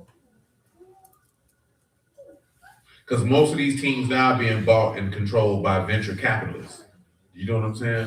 Because they just saying the price of owning. Now, I'm only mentioning that for a reason, because if at the top 0.0001% can't maintain what they got going on, then what you think gonna happen for everybody else? Because most people don't realize it take a lot of money to run a sports franchise. And most people think, oh, they got the money. Them people ain't got no $500 billion just sitting off to the side. Let me swipe my checking account. No, that ain't how that works. You know what I'm saying? Shah Khan got a little bit of bread. Maybe he'll sell off one day. Who knows? Because his son is a certified idiot. Even though he run a wrestling promotion, that nigga stupid. I say that because that wrestling promotion lose hundreds of millions of dollars every year. The only way they can stand it because your daddy got the bread and he like to keep you out of the stadium. Even though he worked for the Jaguars, which is a whole nother conversation. I'm trying to think of other teams that are family owned that's escaping me. There's only one sports franchise in America, though, that is owned by no one. You can buy stock in it. The Green Bay Packers. They're the only team in American sports that they have no owner. They're corporately, it's a corporation, you can buy stock in it. You know what I'm saying? But like the Rooney family with the Steelers, they own that. They family founded that team. You know what I'm saying? Stuff like that you want. But that back then, you could buy a team for next to nothing. Next to nothing. Can't do it no more though. Jerry Jones bought the Cowboys from, I forget the name of the dude. As soon as he bought it, he fired Tom Landry, hired Jimmy Johnson. Everybody was mad at the time. Because he bought the Cowboys in like 89, 90. Now his kids will probably keep him. Huh? So they got a documentary on that too. About Americans. Yeah, I remember that just happened. The white folks were mad. Well, when he fired Tom Landry, the white were mad. So how could he do this? Then they won a Super Bowl 4 years later. They seen, but also he took the Cowboys and he ran it like a business, and their value, they probably have the largest marketable brand of any team in the National Football League. Yeah, see, their previous owner is the one who came up with the cheerleaders. Made them a spectacle. You know, white men love iron backs and large mammary glands and blonde hair. That's what they like. You know what I'm saying? What they like. Come on, dude. You don't take much to keep white men happy because they hate their wives. So. I want to look at a woman. Look at her, she's generated on TV. White men are perfect. You know what I'm saying? Really.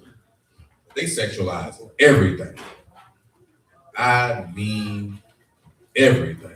I ain't being funny about that. All of us been living in America. You've been consuming content since you can remember, whether it's movies, television, or music. They are going to find some way possible to sexualize it. That tells you everything you need to know about them. Because yes, are human beings necessarily, naturally sexual creatures? Maybe, but I don't think we that perverted. But them people find a way to put sex in everything.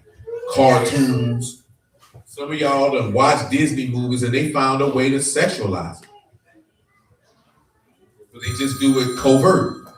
It ain't blatant. Like there's adult themes in cartoon movies made for children. I'm like, man, I ain't gonna let my kid watch this. This nigga walk around. Why are you making a movie geared to kids with pregnant characters? What you doing that for? Because they trying to stoke that part of the flesh in an individual early. That's why some of y'all was hunching in elementary school. You don't think so, but it's in your subliminal, along with the peer pressure of other fast children who seeing stuff in their house they ain't got no business seeing. Then they want to come to you, you want to hunch. Well, what that is? Now you doing it. Yeah, just that fast. Boom. Crazy, man. Crazy.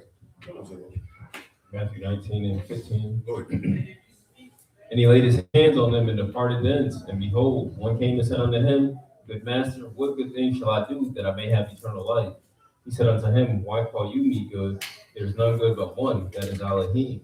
But if you will enter into life, keep the commandments. He said unto him, Which? Yahweh said, You shall do no murder.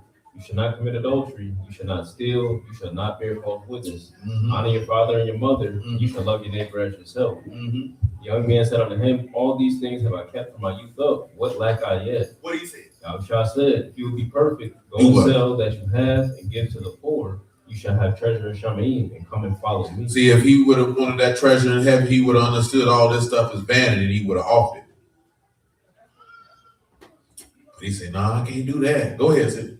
But when the young man heard that saying, he went away sorrowful, for he had great possessions. Go Then ahead. said Yahweh to his disciples, Truly I say unto you, that a rich man shall hardly enter into the kingdom of Shamaim.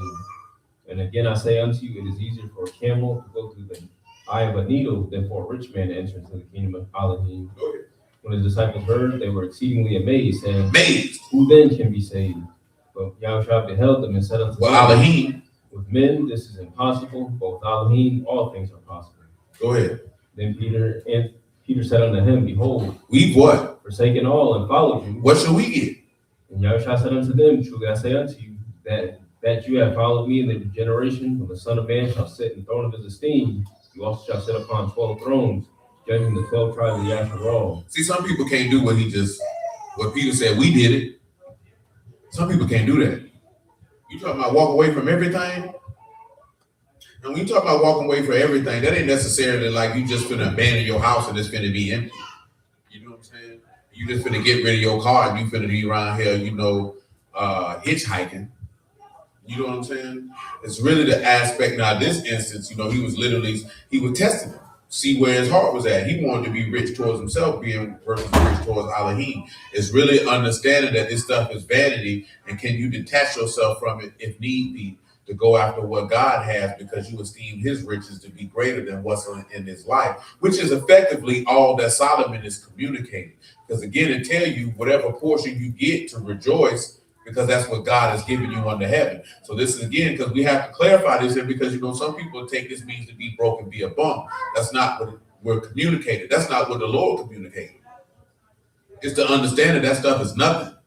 And if you don't understand it's nothing, what gain is it are you gonna get if you gain all that and lost your soul? You gain nothing, so you got nothing. That's all he communicated. You know what I'm saying? Because some things jump off real quick. Like, you have two extremes. What I've noticed in the scriptural world. Now, of course, I have to isolate it based off those who push the message the most. On the Christian side of things, they focus on you being prosperous. Not all of them. Let's be fair. So it's a handful. It's a loud minority. Let me say that, because that's not the majority of churches. That's a loud minority. You know what I'm saying? But that loud minority has a bigger voice, so they're going to have a bigger influence on the thought process of people, because that not as loud majority, ain't nobody trying to hear what they're talking about. So that makes people think that it's all about the acquiring of money. You know what I'm saying? Consequently, there's a loud majority on the Hebrew side to tell you to be poor, but they're not outright telling you to be poor. Like, I just seen a dude post something in one of the Facebook groups I'm in, man. He was like, do you still want your kids to go to college? Like, nigga, what? The system's been a fall. Man, everybody trying to hear all that, man. You know what I'm saying? And that's the aspect of, it's all finna end to be poor. So you just want your son to be stupid. You know what I'm saying? He still need to have skills and ability to be able to provide for himself. And if you believe that one thing I've never seen is the righteous forsaken and begging for bread, it don't matter what happened to these people's system. You jackass. You know what I'm saying? I told him, man, I seen a video when I first got out of prison. Man, I told you about this video 1,000 times, man. This is when I knew that a lot of them people nigga was stupid. This is before I even really knew a whole lot of words. Because I remember talking to Fat Boy about it. The dude was one of them preppers. But he was a brutal. He was like, because God ain't gonna feed you like he did Elijah. And in my mind, I'm like, why wouldn't he? I said, because if you saying keep the commandments X, Y, Z, and you saying this is what Elijah did, and Yahuwah fed him, then why would he do that for him and not do that for me? I know why you said that, because you don't believe that he do that for you. So it's not even the aspect of you keeping the commandment. You don't believe that he would feed you in this. See, I'm not talking about making away with no job and no bills, man.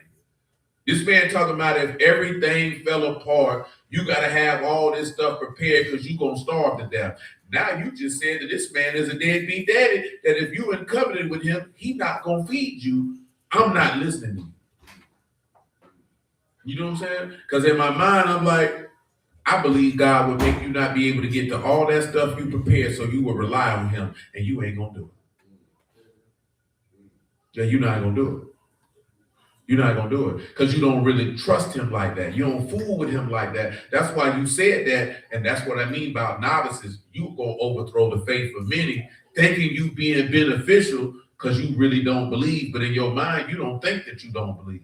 But somebody who actually do believe hear exactly what you said loud and clear, and I don't fool with you.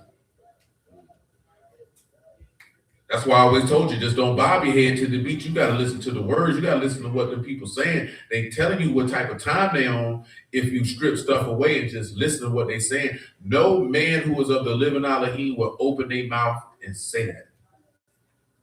The same way that people would, well, you waiting on God to do it, you can do it yourself. Yeah, we could go in this book and find at least 30 locations, minimum, where it say, blessed is he that wait on the Lord.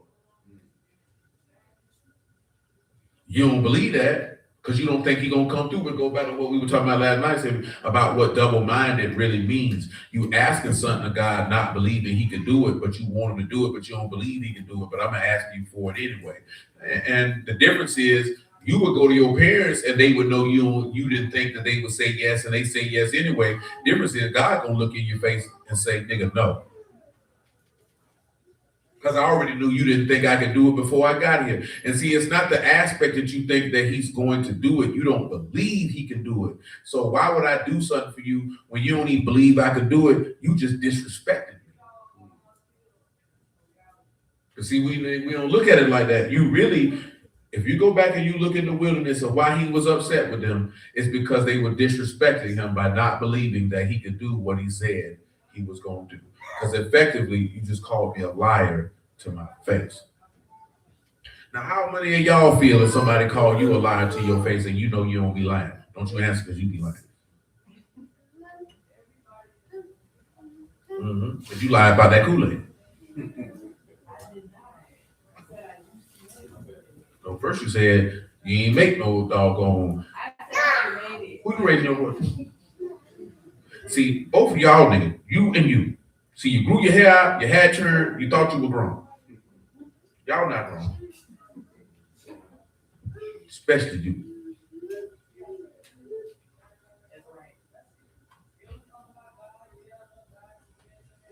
Then you get yourself in trouble trying to, that's right. Leave her alone.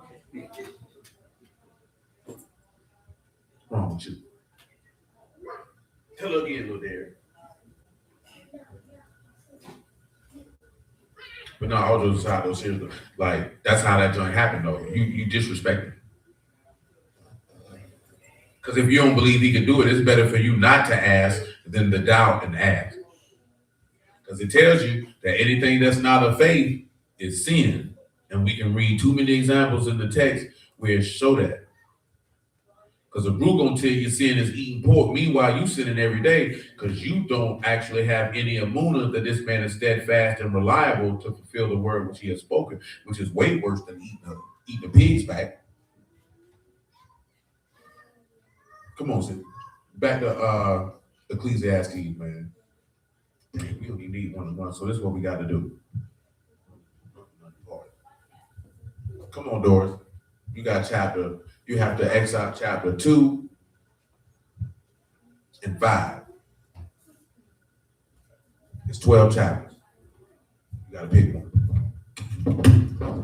Well, no, the second half of chapter 5. So, chapter 5 could be verses 1 through 7. Chapter 2 is done. So you got 3, 4, first half of 5, 6, 7, 8, 9, 10, 11, 12.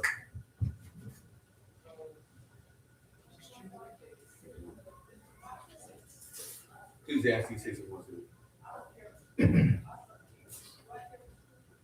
There's an evil which I have seen under the sun, and it is common among men. A man to whom Elohim hath given riches, wealth, and honor, so that he want nothing for his soul of all that he desired. Yet Elohim give him not power to eat thereof, but a stranger eat it. This is vanity, and it is an evil disease. Stop. That's what we was reading in the parable in Luke. My buddy said, I'm going to build bigger. And the Lord said, nah, I'm going to require your soul tonight. And let's see whose stuff that's going to belong to. Did you read that again, man? He said, a stranger going to get it. He said, a man to whom Elohim hath given riches, wealth, Given and honor, riches, wealth, and what? and honor, What else? so that he want nothing for his soul Don't want nothing for his of soul. all that he desired. Yet Elohim give him not power to eat thereof, but a stranger eat it. This is vanity, it is an evil disease. Don't give him power to stranger eat. Listen, man, you see that stuff with somebody? I just seen a story, some white dude divorcing his wife. He offered her $735 million in a divorce settlement, and she said no. Because he ain't had no prenup. She want all of it. I ain't lying.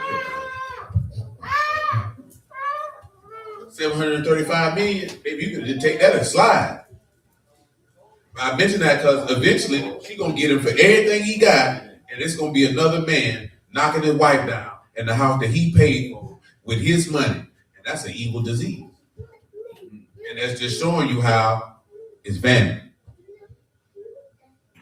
Now, most of us will never have to worry about such a sad experience. You know what I'm talking about? But that has to be terrible. Because to make $735 million, you know, to give it away, let's just give it that. To give it away. He ain't got $73 to give away. Or $735 to give away.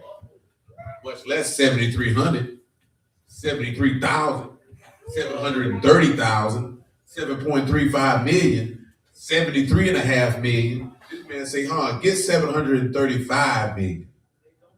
And you say no. That's more than content. That's spiteful. She won't hurt him. Because you have to look at it as a man, how bad do you want that woman to leave to say, here's almost here's $750 billion. Take it and leave, ho. You got to have a lot of money to look somebody in the face and say, here is $750 million, leave me alone. Shoot, most of the niggas be happy somebody gave you $75 to leave you alone. $735 million. If he offered you that, you tell him no. You try to go for more. I think a lot of y'all try to go for more. You gonna go for more? What about you, Doris? You gonna go for more? Or you gonna take the 700? I don't believe it. What about you? I know Monica ain't taking nothing. She said if I can get 700, I can get 1.4. I already know it. I already know it. She feel like I made his lunches. Listen, right? Because you know that be the thing they say on the internet. Men are able to make that money because they get free domestic labor. I'll tell you something. Baby, you ain't did no domestic labor in decades. That man got that kind of bread. I'm talking about decades. You ain't fixed a sandwich, wiped the toilet, did no laundry. You ain't did nothing in a very, very, very long time.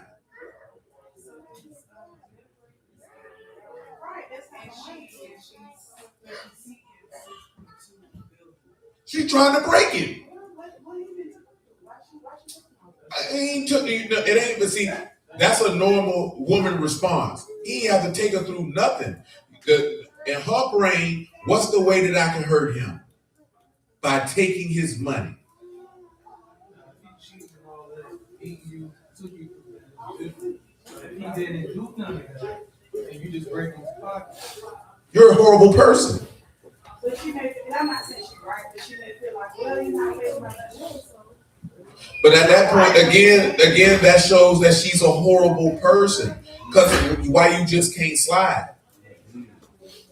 You just can't slide. Because you know what I'm saying? Just slide. You didn't do nothing to help me make this money. Here's $700. That's a nice severance package. Because ain't no woman helping no nigga get no $1 billion. So she ain't had nothing to do with that. She didn't fund or hedge.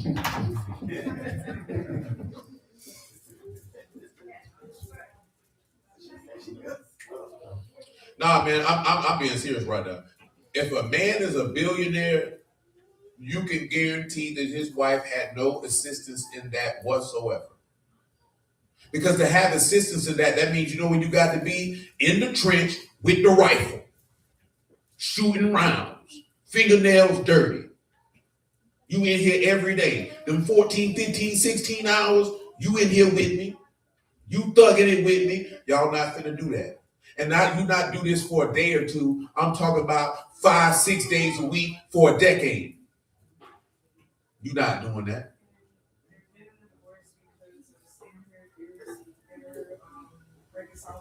That's because that's cap. And what does that mean? In America, there's no. I'm just explaining what this means. In America, there's no fault divorce. So you don't have to have a reason to get divorced. So irreconcilable differences just means I don't want to be with you no more. Yeah, I don't want to be with you no more. So that means the person ain't have to do nothing other than I don't want to be with you no more.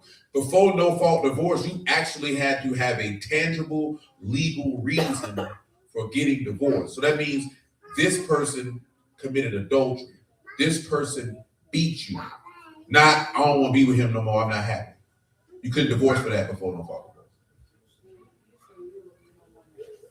A billionaire? Absolutely not. There's no fundamental work you can do at the house that is going to push any needle for a man making $1 billion. Ain't no drawers. So you couldn't wash enough drawers to make $1 billion. You couldn't cook enough meals to help a nigga get $1 billion. Maybe a nigga who work at the plant. $1 billion? And I'm saying that because I don't think the average person really understands the level of work, skill, and dedication it takes to gross $1 billion, and you're not an athlete or an entertainer. Yeah, she ain't doing a goddamn. That's what I said. She ain't washed drawers in years. These people don't even raise their own children. We're not talking about a music producer. She wore about bump him. That nigga's an entertainer. We talking about y'all know what hedge funds do? This is just a bunch of people who go about obtaining resources. Most of them is why America's about to be a renters nation now, because a lot of these doggone subdivisions that you see that nobody can't buy them houses because hedge funds bought them off. They buy large assets and they leverage them and then they sell them off. I guarantee you his wife was not sitting in on any real estate deals, no development deal. She didn't find the land. She didn't draw up the contract. She didn't negotiate the deal. She ain't had nothing to do with none of that. That's what I'm talking about, helping somebody make $1 billion, because you equate, because I'm in the house washing your drawers and I'm helping you get some money. I could pay a nigga to wash my drawers if you wasn't here. If you getting that type of money, I can hire a nigga to wash some drawers. Anyway, with you here. So if you wasn't here, I could pay a nigga to do it. It's cool, it's appreciated, but it's not pushing the needle to $1 billion. It's not. You know what I'm saying? It's really not. It would be no different. Listen, there's nothing that maybe you could say that there, man. It's nothing that Rocky can do that help push Rihanna to $1 billion. That's business acumen. See, people, and I'm just saying this here because of how it's conflated in America. People conflate, oh, if women had domestic help like men would, they'd be rich too. No, you wouldn't, because you wouldn't want to do the work required and make the sacrifices necessary to make that type of bread. And be unethical in certain situations to make that type of bread. Because you think that man made that type of bread because you cooking dinners for him. That type of bread because he's willing to work harder and compete stronger than his competition is. So that means, ain't no mental health days. Ain't no I'm tired, I need to take a day to myself. Ain't no days to myself. I'm here. Tuesday, Wednesday, Saturday, Sunday. Oh, the kids got to go to such and such. I got to miss that. Because there's sacrifices for greatness that those sacrifices most women don't want to make. I'm not knocking them for not wanting to make it. I'm just saying in general, that's stuff y'all don't want to do. If there was something your kids had going on and you had to go do this here to close a $10 million deal, some of y'all gonna go do that with your kids. Because you're going to say that's more important. That man going to say, I love them kids, but F them kids. I'm finna go see about the 10 million though. Because these kids can't eat my presence. I can't leave in my presence. It's just different on how people are wired. How men are wired and how women are wired. Y'all don't want to work that hard. Would you want to work 6 days a week, 16 hours a day? 7 days. Yeah, it take a lot. You willing to, blur some ethical lines? A lot of dudes don't have no problem with that. They be like, Bubba, I get that bread. I'm gonna miss this birthday, this baby shower, this anniversary, I'm gonna miss all that. It's not because I hate y'all, but I'm striving to achieve something. I told you before, there is no work-life balance. It doesn't exist. That's just something that people say on the internet. It doesn't exist. Not if you talk about you want to be elite to the top of the top. It doesn't exist. Regular people, it exists. Absolutely, it exists. When you talking about millions and millions and billions and billions of dollars, it doesn't exist. Because your competition ain't taking no days off. Your competition got a bunch of niggas working every Sunday. Because they think about, I can't let this nigga beat me. I ain't saying this right, I'm saying what's happening. Regular people can balance it out. Because you can be like, you know what? I can put my PTO time in. If you were small business, it's certain stuff you can shift around. You know what I'm saying? Listen, Stanley ain't in here. But that dude Kyle, when that dude Kyle told me, man, he said, I closed $1 million deal one day, man. I ain't feel excited. I ain't feel nothing. He was like, man, it was just on to the next one. He said that's when he knew he needed to change what he was doing. This man said, I'm working round the clock, chasing the next deal. I'm hella rich. Yeah, I got time. I can go do XYZ with my kids and I'll mark out the time. But really, I'm in here every day. I'm at it. He fool. Because most people think, when you get rich, you just sit back and kick it. They don't. They still be grinding. They still be going as if they had made $1 million. And that's what separates them from the people who don't. You know what I'm saying? And most women don't want to work that hard. No, because y'all want to chill. If y'all having a bad day, you feel like, I don't want to go to work today. Dude feeling having a bad day, hey man, the bacon got to get fried. I'm still going. That's why dudes look at dudes who don't handle certain stuff because they feel a type of way. That's why they call them a band. Now, I'm not saying that dudes shouldn't, depending on what it is, you might need to take your day.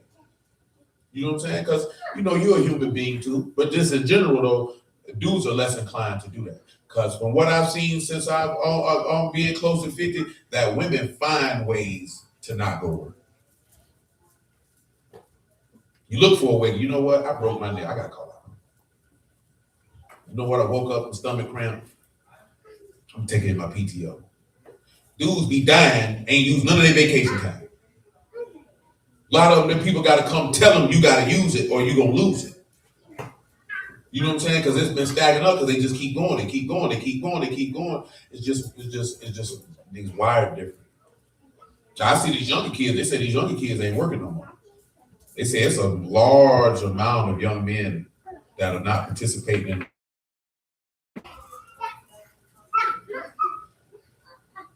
Yeah, that's why the women complaining and say these niggas don't want to work. Some of them don't want to work because the correlation to that psychological aspect is they feel like they can't get a woman. And for a lot of dudes, the motivator for success is their ability to procure a woman. And if they feel like they can't get a woman, then they don't have any motivation to compete. You're not a man, so you don't get it done. Every man not like that, but a lot of men are. So when you hear dudes, a lot of y'all say it, why they not obsessed with us, why they don't get all that type of stuff, but a lot of stuff that dudes do, they do to get a woman. It's a very rare breed of men who seek to achieve and compete, and a woman is not the motivation for them doing it. A lot of dudes do the things that they do with the hopes of getting a woman. How about some of these niggas bathe? Some of these niggas wouldn't bathe if they could. If they could get a woman to not bathe, a lot of these niggas wouldn't take a bath, or wash their clothes, or brush their teeth, or wear nice clothes, or buy nice cars. I'm not exaggerating and being funny because most niggas ain't gonna know that. I ain't saying every dude, but it's a lot of dudes. If they could get a woman to be musty, they would. A lot of dudes don't go to the gym because they want to be physically fit and challenge themselves and apply discipline in their life. They feel like if I get a certain type of physique, I get a woman. And if they feel like I can't get a woman, you know what I'm saying, then I'm going to just be like Larry Holmes, flabby and sick. It's the reality of life, man. You know what I'm saying? I ain't saying it's right. I ain't saying it's wrong. You know what I'm saying? You do the stuff you do for your wife, or you do it for yourself. I ain't gonna lie to you. I tell them that I don't do nothing for my wife. Not nothing. You know what I'm saying? Because I was doing it before I met her, so it's not a part of her. That's why I say that. It's not no disrespect to her. I don't smell good to smell good for my wife. I've been smelling good since 1996. You know what I'm saying? Hey, I don't lift weights to impress my wife. I've been working out since 2007. I don't hustle for my wife. I've been hustling since 1994. So she's not the motivation, because if you remove her and she's the motivation, then you stop doing it. And a lot of dudes stop doing it when you remove the woman because he was only doing it for the woman. You weren't doing that because that's who you are and that's what you do. See, people hear that and you thinking it's being disrespectful to her. I don't work for my wife. She's my responsibility. So that's a part of my duty because I signed up for it. But nigga, I've been working for a long time. You think I see a woman, oh, now I want to finally get some money. Look at the yams on her. I want some money for myself. I like to smell good. There's certain stuff that I like. I want to be able to purchase that, and then you bringing this person in, and you want to share that with them. But it's not for you. Now when she leaves, now you ain't gonna, she left me, bro. So you coming to work tomorrow? I can't, man. I can't, she left. Man, fire this nigga. That's why niggas come up in groups and go to your house and slap them. Get yourself together, nigga. Get your behind to work and get you some goddamn money, man. That's a lot of nigga problem is. They just need some money. Every nigga who in here who been down bad, felt depressed is because they were broke. Nigga be hella depressed when they broke. You get a couple dollars, it magically go away. It's like it never existed.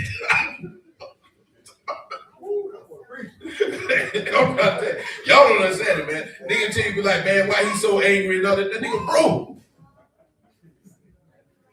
Then you be like, he just got different. He's so happy and now I got some money. Shoot. That's what happened. I got a couple dollars. Life ain't as bad no more. You know what I'm saying? It was bad for a minute. You know what I'm saying? You feeling like, nah, I need another nigga for this dark cloud to follow. You know what I'm talking about? Need some money. The book tell you money answer all things. When you had a whole lot of problems, money answered real quick. Every nigga you know I ain't lying, because every nigga been in here where you been down bad, feeling like this here, man, like, God damn.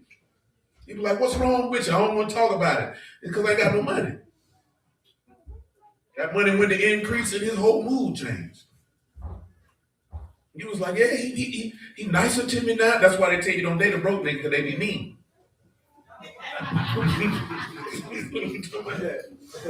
Nigga real snippy, he ain't got no money, boy. Nigga got some money, hey baby, how you doing? He nice to you, talking gentle. You hungry? Before you like this here, baby, I'm hungry. You always goddamn hungry. He can't feed you, you upset by it. You know what I'm saying? You gotta eat ramen noodles. He'd rather you eat something else. He can't afford to buy it. You're frustrated. You know what I'm saying? That's why niggas be fighting like that when a woman divorces about their bread. Nah, I hope all them days I was around here sad, crying in the bathroom, looking stupid. You ain't finna take this money from me. I'll pay the hitman first.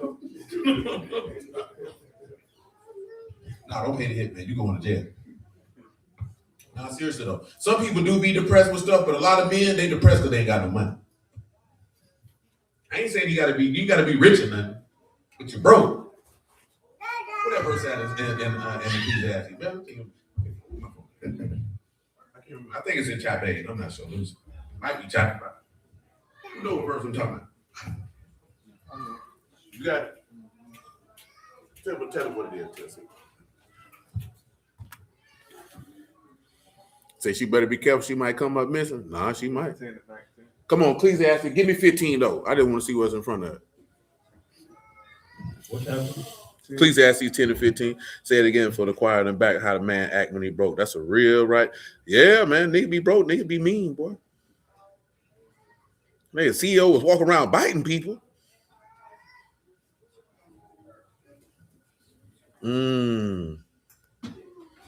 Crystal said the same thing. So your sister asked for a picture of your daddy after he died. He was laying in the bed and sitting. I didn't want to take that photo. I was hysterical. Yeah, I don't blame you. I don't blame you. Don't ask me to take a picture next to my daddy. He dead. I fit in that bitch. Please ask me to take a picture.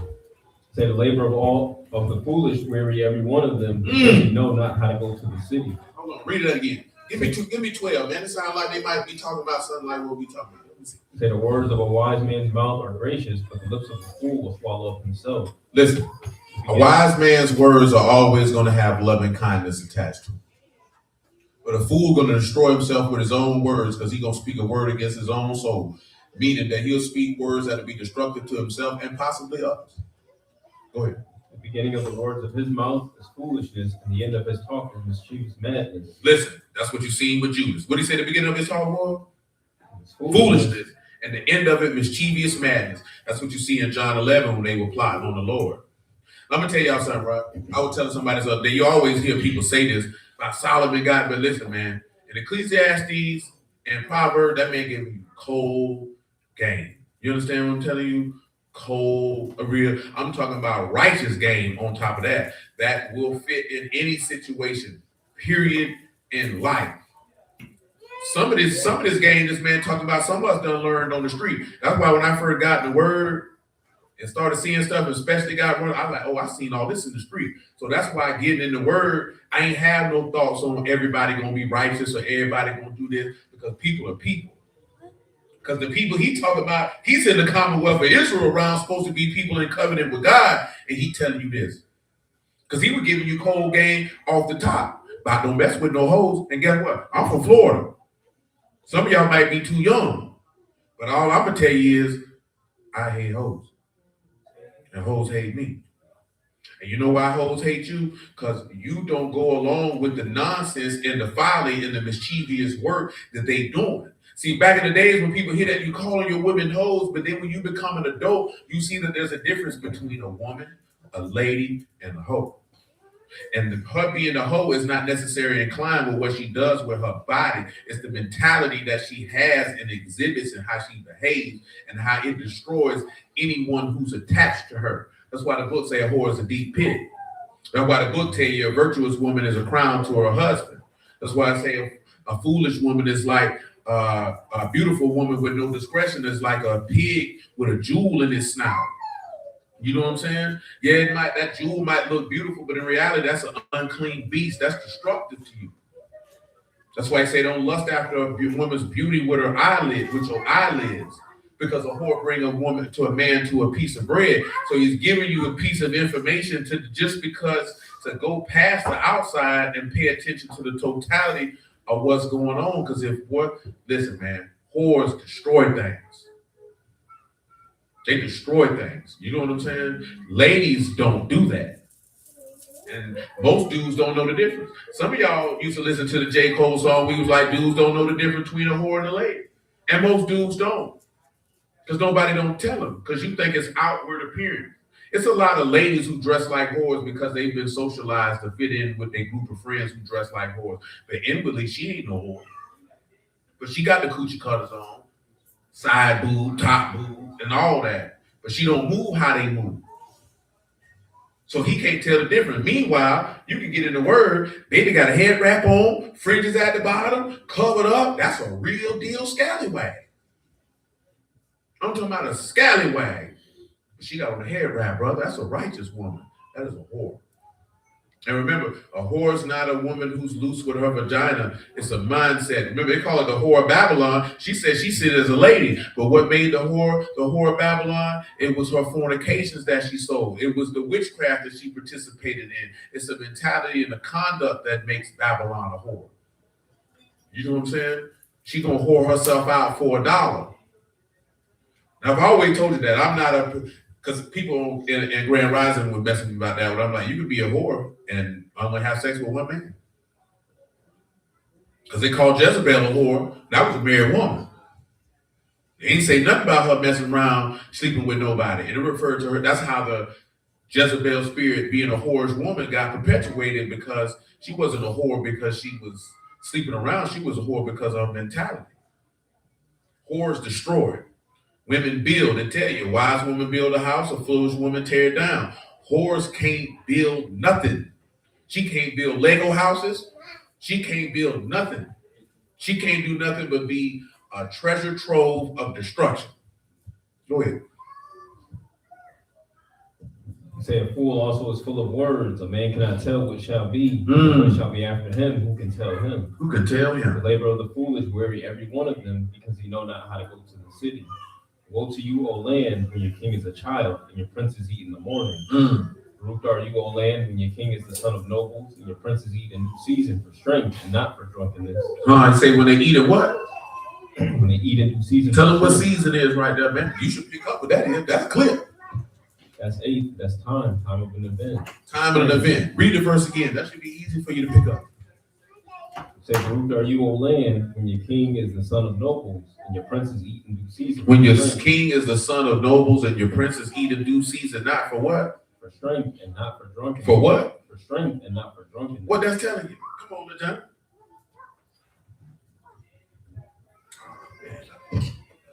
The last part sound like his return from back drunk rap. No, sir. He said not for drunkenness, but for strength. Read it again.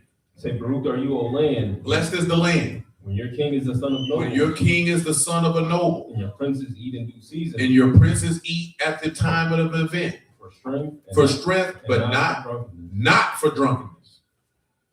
Read on what noble is. When your king is the son of a noble.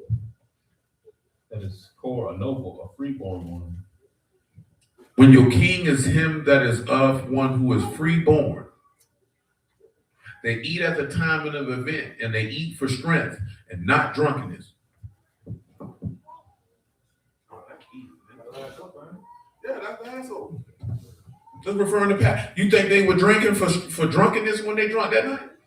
He say, take, this is my blood, and the what? New covenant, shed for many for the remission of sins.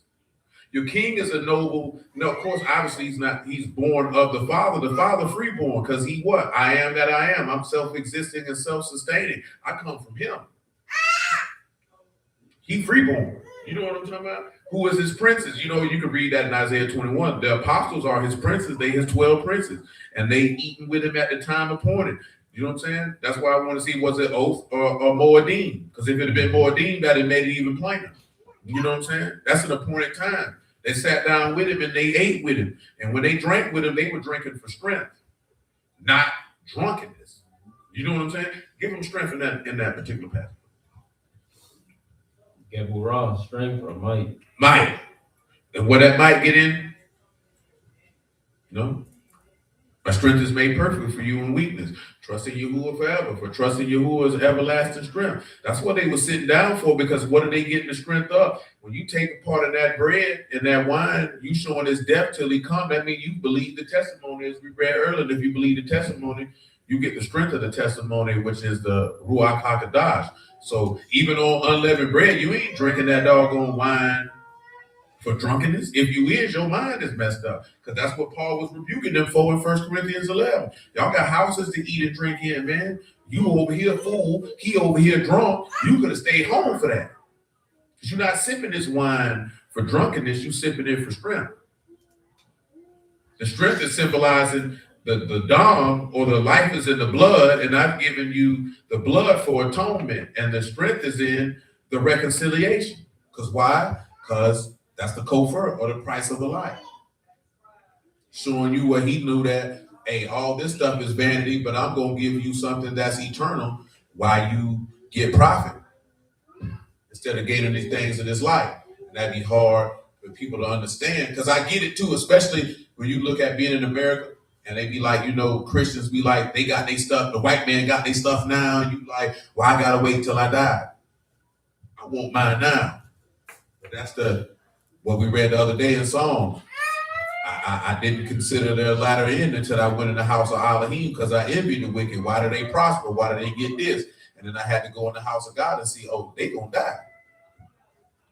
Or they gonna go out like the rich man, in contrast to Lazarus. In this life, he had great things and experienced great comfort.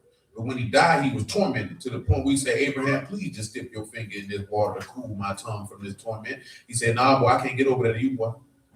You gotta burn. Meanwhile, Lazarus had dogs licking on his sores, and now he's sitting here comforted, living good. And we don't want to consider that, because you feel like that's a trope from the white man to keep you ruling. But as I've told you, study historically. White people ain't been ruling that long. They ain't been ruling that long, man. You had a little run with the Greek Empire. You had your run with the Roman Empire. There were other empires of people of color, whether they were our people or not, interspersed with that they don't discuss that often. And then the British Empire had their run. And then the French Empire had their run. But you're talking about only a few hundred years. We act like human existence started and ended with white rulership. The only reason you feel that way is because how they perpetuate these things in their school systems over here. But as I told y'all last week, man, how long has America been a superpower? Not even a century.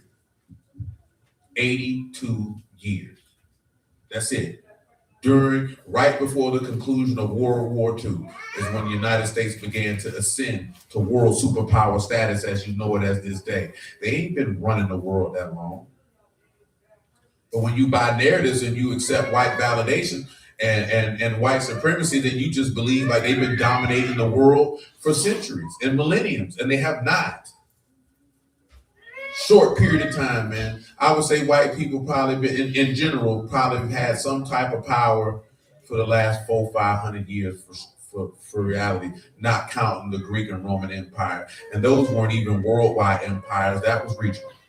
You know what I'm saying? The Greeks and the Romans controlled territory where they were at, maybe extended a little bit in North Africa where Egypt was at. But the reality, they weren't controlling Asia Minor, and they weren't controlling the Far East. And if we are to believe that there were people over here already, well, we know damn so they wasn't controlling it. I only just say that because we give white people too much credit, man. You give them too much credit. You know what I'm saying? They don't really be controlling stuff like you think. If you just step back and actually read a book. Not a YouTube video, nigga. A book. When the last time you read a book? PDFs are allowed. Some people read PDFs now or Kindles instead of a physical book. When the last time you read a book?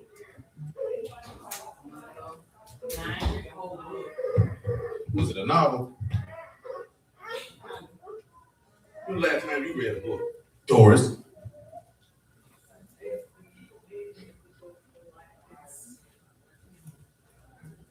You reading romance novels again? You be reading romance novels? That's why y'all be delusional for love, because y'all be reading that stuff. ain't even being funny. Because the same way there be certain stuff that they make men delusional about what they want with women, if you consume a lot of content, you'll begin to start to formulate a mindset the way you would like to see that in real life. That's the reason why 50 Shades of Grey was extremely popular. Ain't no rich billionaire that freaky walking around here like that.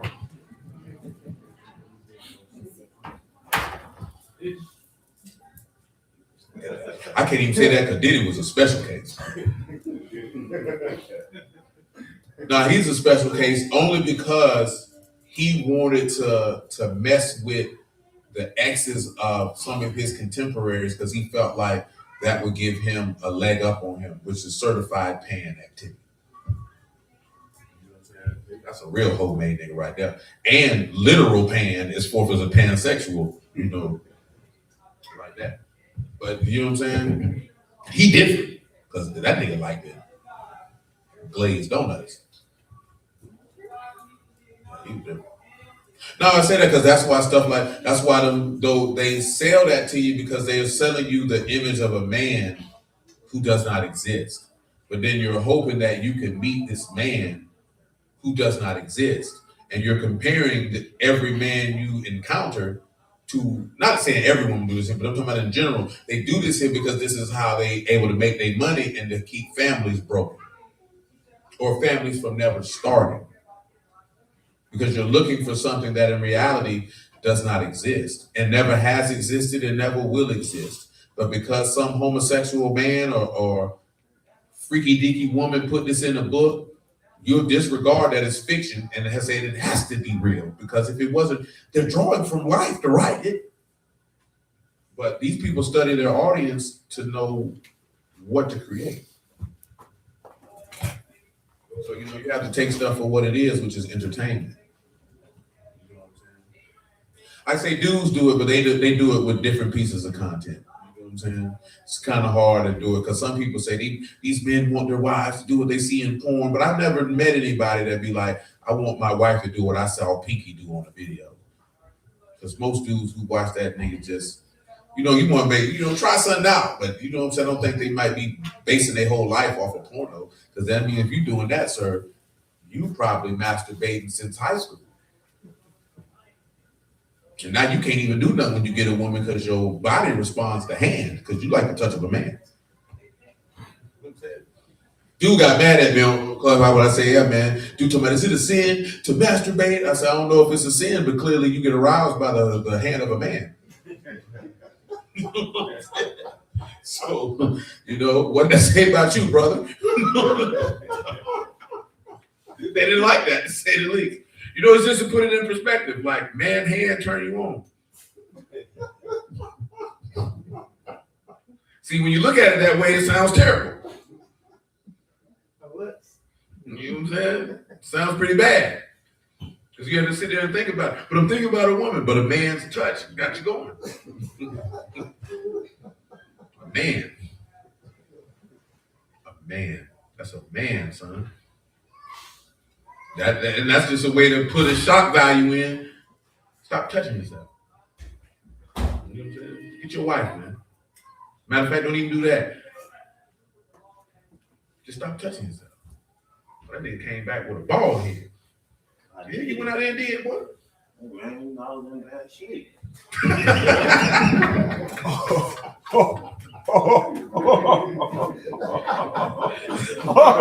Just couldn't sit here, you know what I'm saying? I wasn't expecting that. You make a move. Hey, boy, you a real one, boy. Hey, boy, you a real one, boy. Go ahead, see that nigga. That wild. I understand. I ain't. And he fresh. That boy been on the road. Yeah. Come on, Silver. Where we at? Ecclesiastes 10, we in verse 18. Mm-hmm. It said, by much slothfulness the building decayed, and through idleness of the hands the house dropped through. Read it again. By much slothfulness the building decayed, Listen, man. You be lazy, man. The house gonna destroy. and through idleness of the hands the house dropped through. Mm. A feast is made for laughter, wine make merry, but money answer all things. Say a feast is made for what? For laughter, But what? and wine make merry, but money answer all. Tell them what answer me. That is, or not, to answer, respond, testify, to speak, to shout. Listen, right? Because somebody asked me about that. He said, you believe money is the root of all evil? I said, no, I said the love. Most people don't realize the love of money is what makes people do wicked things. You know what I'm saying? You can want to get some money, but you don't love. The love of money is what make niggas rob, kill. I'm not talking about regular robbing like you broke and I need to come up and put a pistol in your face. I'm talking about the love of money was what make niggas backdoor their homeboy and rob him and kill him. You know what I'm saying? The love. 14 bricks. The 14 bricks in that bag right there, B? You say, A gave you them keys, B? Took him out. But also it said it was, he felt like the nigga played him on the bricks. So it might not just been the love of money. Sometimes niggas, I feel disrespected. You know what I'm saying? Like, and what I was telling them is like, because we were talking about this, right? Sometimes people think, oh, he killed him over $20. He didn't kill him over the money. They might have killed each other over principles or disrespect in the conversation about the money. You know what I'm saying? The money was the catalyst, but the money wasn't the reason. You know what I'm saying? And a lot of people don't be wanting to hear that because sometimes some people be disrespectful. Okay, let's take into account just because you know the point reference I'm referring to. You watch Minister Society, and he was like, man, when I'm gonna get my money? I told you I pay your monkey behind when I feel like it. That's disrespectful. So now I'm not shooting you over the bread, I'm shooting you over your blatant disrespect. Now, woman to woman, y'all may not go that far with that type of disrespect. But with men, there's always an underlying point of violence, and disrespect can get you taken out. You can't talk to no other man like that. You know what I'm saying? Because some dudes not with that. And some dudes will be like, you got it, brother. You know what I'm saying? Case in point, because I was watching Mob James testify, that had to be one of the most hilarious things I've ever seen in my entire life. You know what I'm saying? That man said, I just need you to answer the question. I ain't answering nothing. I've been watching trials for a long time. I have never heard a witness tell a lawyer, I ain't watching nothing, and the judge did not reprimand him. But they had asked him, there was a rumor that Tupac punched you in the face. He said, I'd have killed him. He said, you the what? He said, I'd have killed him. You heard what I said. And he said, and I've said it on many other occasions on my podcast. I would have killed him. Then the dude pulled up a video of him saying, oh, they say your brother and Suge was laughing. And he said, if Pac would have punched me and they were laughing, he said, I'd have shot my brother, then I would have shot Suge, then I'd have shot Pac, and then I would have shot him again.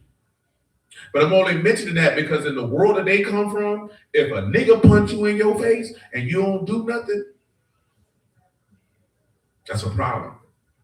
So respect says you have to respond back. Women don't have to deal with that. If y'all in the clique of women, y'all not even finna gang bang for one. So let's just start with that. You know what I'm saying? Y'all might have a mean girls club, but y'all not gonna gang bang.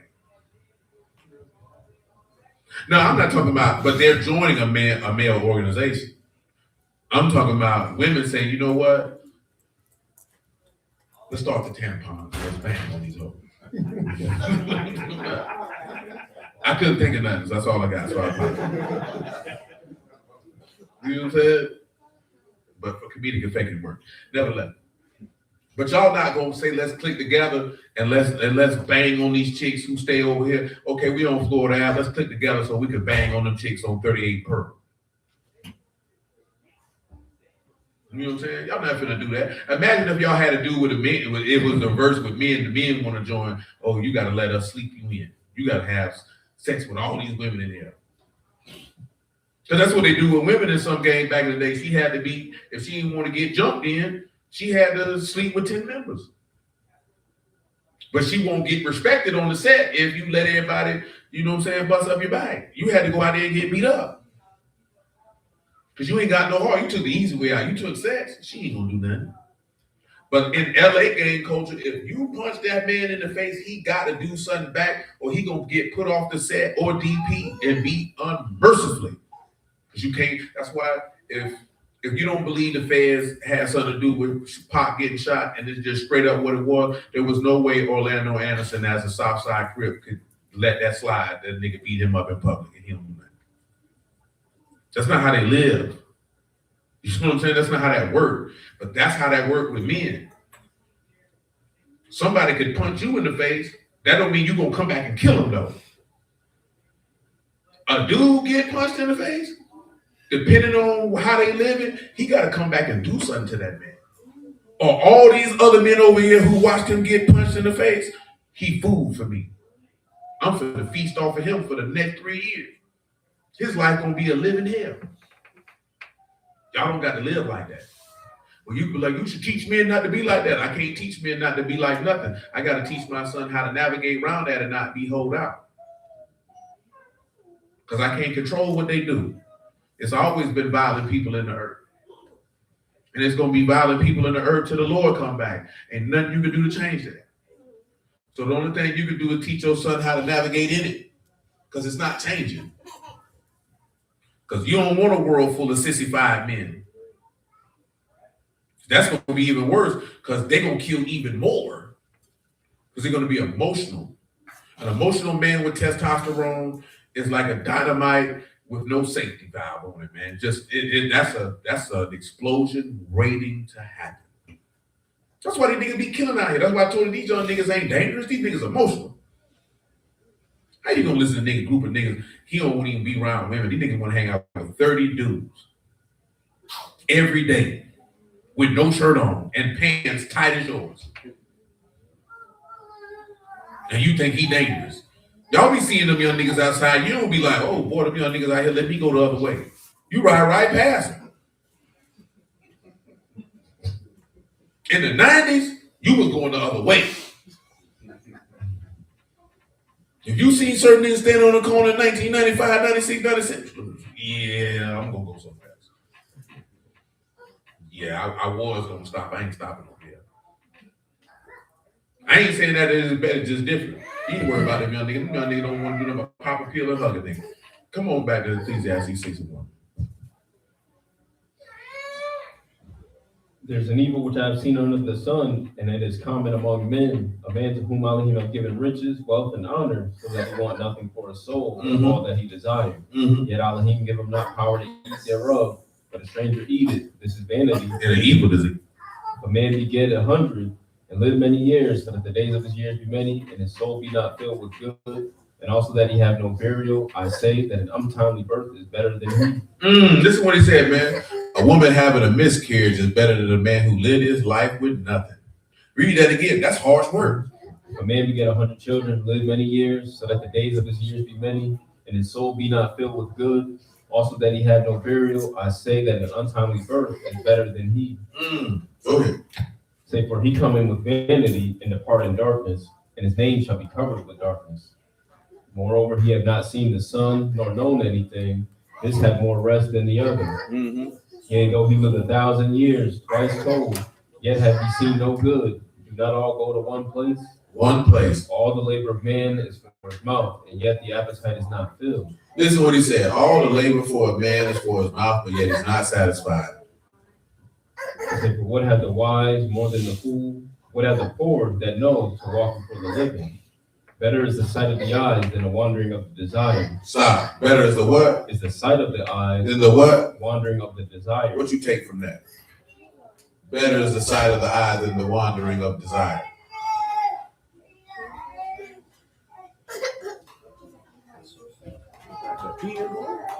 All on the floor. Play it out. That was beautiful. No, it's more, read that verse again. Say, better is the sight of the eyes It's better for you to see. than the wandering of the desire. So what is you look at wandering of desire? Because what tell you what your lust will do? They'll deceive you. But that's what he told you in Romans 7. Your lust will deceive you. Go ahead. He say, this also vanity and vexation of Ruach. That which hath been is named already, and it is known that it is man, neither may he contend with him that is mightier than he. Read it again. Say that which hath been is named already. What you think that means, that which has been is named already?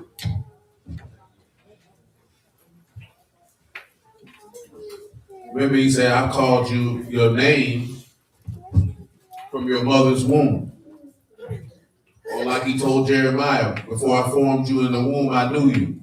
Because he tell you the end from the beginning and the beginning from the end. What's the second part? Say it is known that it is man, neither may he contend with him that is mightier than he. You can't contend with him who's mightier than he. Say, seeing there be many things that increase vanity, what is man the better? For who knows what is good for man in this life, all the days of his vain life, which he spent as a shadow? Who can tell a man what shall be after him under the sun? Who can tell you what's going to be after you under the sun? Who the only person can tell you that? That's the Lord. That's the Lord. But listen what he tell you. He's explaining all these things, that your life is but a shadow and all of it is for emptiness. Go ahead. That's the end of that. So, go back to about verse 16 and then. Well, what's the last verse? It stops at verse 1. So go back to about verse 9. Better is the sight of the eyes than the wandering of the desire. Now, when you look at better with the sight of the eyes based off what we talked about this afternoon, what he told you about, what have we talked about your eyes that we read this afternoon? I forgot already. So, the kingdom not coming with ocular evidence. Well, a while allowed. So we already talked about that the kingdom doesn't come with ocular evidence. But we also talked about that we walk by faith and not by sight. But he said it's better for you to see, correct? Mm-hmm. So we know that faith come by hearing and hearing come by the word. And what we read in Job 42, I've heard of you by the ear, but now my eyes see. What do your eyes see? The things that are eternal. Because he said, what? Open my eyes and I might behold wondrous things out of your law. So the ability to see him, pause. 1 John 3 and 4. Now it's going to be worded differently than what it is that I'm communicating, but you'll understand what we're talking about. Say, whosoever commits sin transgress also the law. Yeah, we focus on that. Go ahead. For sin is the transgression of the law. What else? You know that he was manifested to take away our sins. And what else? And in him is no sin. And what else? Whosoever abideth in him sin not. Whosoever sin have neither seen him nor known him. So now when you're talking about see him, how do you see him? Through the manifestation of the text. So the preaching of Yahushua HaMashiach is how you see him. So if you can see him, it's better for you to see him than the wandering of desire. Because remember, he said, I would have known lust, except the law said, thou shalt not covet. He said, but my lust or my sin deceived me, and by it slew me. You know what I'm saying? So it's better for you to see God than the wander. Go back to the Ecclesiastes 10 and tell them what wandering meant. Because even that goes back to what we were dealing with the rich ruler. It's the wandering of the desire. Wandering is halak, to go, to walk, to move. Your desire can go all over the place. And that's why he told you had to take up your stake daily and follow him. Because if not, your desire will destroy you. That's why you read certain passages in Psalms where he say, I gave them over to their own lust to see what their end gonna be. Like it's 3 different Hebrew words for lust. Lust, at all intents and purposes, is just desire. Desire in and of itself is not evil. It's what you're desiring. You see what word for desire I use right now, man, before we wrap this up. And this one is Nebash. So this is the soul, the seat of the soul. So it's better for you to see than have a wandering soul or the wandering of the emotions, because your soul is the seat of your emotions. So it's better for you to see God than have a wandering soul. And that goes back to what we're talking about when the text talk about a whore, because it tell you that, you know, a woman that liveth in pleasure is dead while she liveth. Don't focus on the gender attribution there. But when you live for pleasure, you're not alive while you're living for that. So when you're not living for that, what do you have? You have a wandering soul. Because your soul is going to go look for desire. And guess what happens? You're never satisfied. Now, this is not an observed in my lifetime. A woman who is extremely promiscuous is never satisfied. You know what I'm saying? This is why she's going from person to person. And then even if she desires to settle down with one person, that man can't satisfy her. Not because he may not have the ability to do so, but because this person is living for desire, so they could never be satisfied. You know what I'm saying? That's why the text say if a man about silver, about man not being satisfied with silver. You got people, man, no matter how much money they make, they're never going to be satisfied. That's the individuals who have insatiable lust. That goes back to when we talk about, the profligate living and greed and covetousness and things of this nature because you're not satisfied. People who are of God are going to be content. They're going to be satisfied with whatever they have because it's their portion from Yahuwah, and they're going to give thanks for it. People who not like that, they never satisfied. So it's the same token with people who use drugs, man, which is a little different though. You know what I'm saying? But they're chasing a feeling. And that's what it means when you're never satisfied. You're chasing something that can never be fulfilled. Now, I mention that because a lot of people don't understand that dynamic to even know how to communicate and interact with people who that's their reality because you don't understand it. You think if people just doing this stuff, they're doing it. There could be underlying factors. Some people are promiscuous because of sexual abuse. You know what I'm saying? Some people are promiscuous because they were exposed, not necessarily with adults, but exposed to sexual conduct at an early age, and now they're chasing a feeling. Some people are chasing an attachment. Some people are chasing love.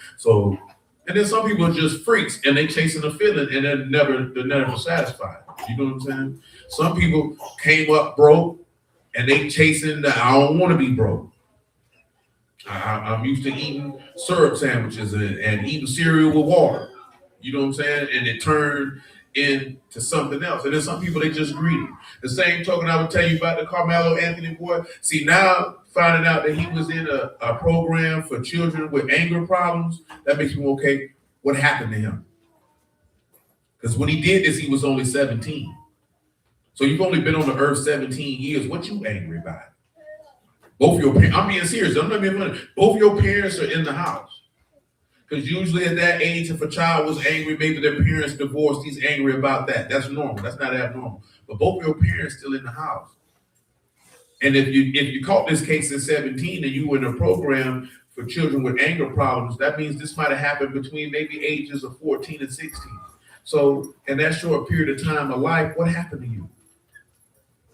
You know what I'm saying? Like that's some real deep. See, most people not gonna cut on that because you want him to be free for stabbing the white boy. I'm looking at the cycle. That's not normal, bro. Listen, man. How many of y'all really felt like y'all was really, really angry when you was between the ages of 13 and 17? I ain't talking about you just a malcontent. Being a teenager, being moody. I'm talking about angry because there's some children out here they angry. You know what I'm saying? And children just don't be angry for no reason. You know what I'm saying? Those are environmental factors that make a child angry. Child just walking around angry. That's not normal. There's something that has to be occurring. This is like I said, right? Because most people don't want to understand the individual. Because I'm telling you, but that's not normal, bro. To be in high school and get the son off because you got an anger problem, that means people might have been bullying him, beating him up. Maybe his parents would be, I don't know. You know what I'm saying? But to hear niggas say, well, I want to lick some, bro, who want to lick blood? Much less say, I want to stab a nigga, take the knife out, and lick the blood of the nigga I just stabbed. Now, once you divorce your pro-black feelings from that nigga, that is disturbing. That's disturbing. Nigga, imagine if you the nigga he text. I'd have blocked that nigga. You know what I'm talking about? That nigga can't never call my phone again. This nigga's crazy. I'm not being, there's nobody I know who could text me, bro, I want to stab somebody, bro, lick the blood off the blade. Yeah, I'm not talking to him no more. Straight up, I'm not talking to him no more. That's not normal, bro. That's the same way when me and Fat Boy was out here on Pearl when I first came home, and that dude told us that he got sexually aroused and maintained erections from gunplay. I said, boy, get me from around him. Like, yeah, get me from around him. You know what I'm saying? I ain't no killer, and I definitely don't want to be around you, boy, because I have not until this day never heard nobody say nothing like that again. You get sexually aroused from niggas shooting at you and you shooting back at them. I don't want to be around you, sir. Now, I ain't know the dude. Fat Boy knew the dude. You know what I'm saying? But I ain't never forgot that one because I ain't never heard. No, that's not normal, bro. That's not normal. That's a different type of mind. You understand what I'm saying? You can't disregard stuff. That's a different. Listen, man. I'm on the verge. I want to stab somebody, lick the blood off the blade. Oh no, no, what? No. I'm not being funny. Hell no.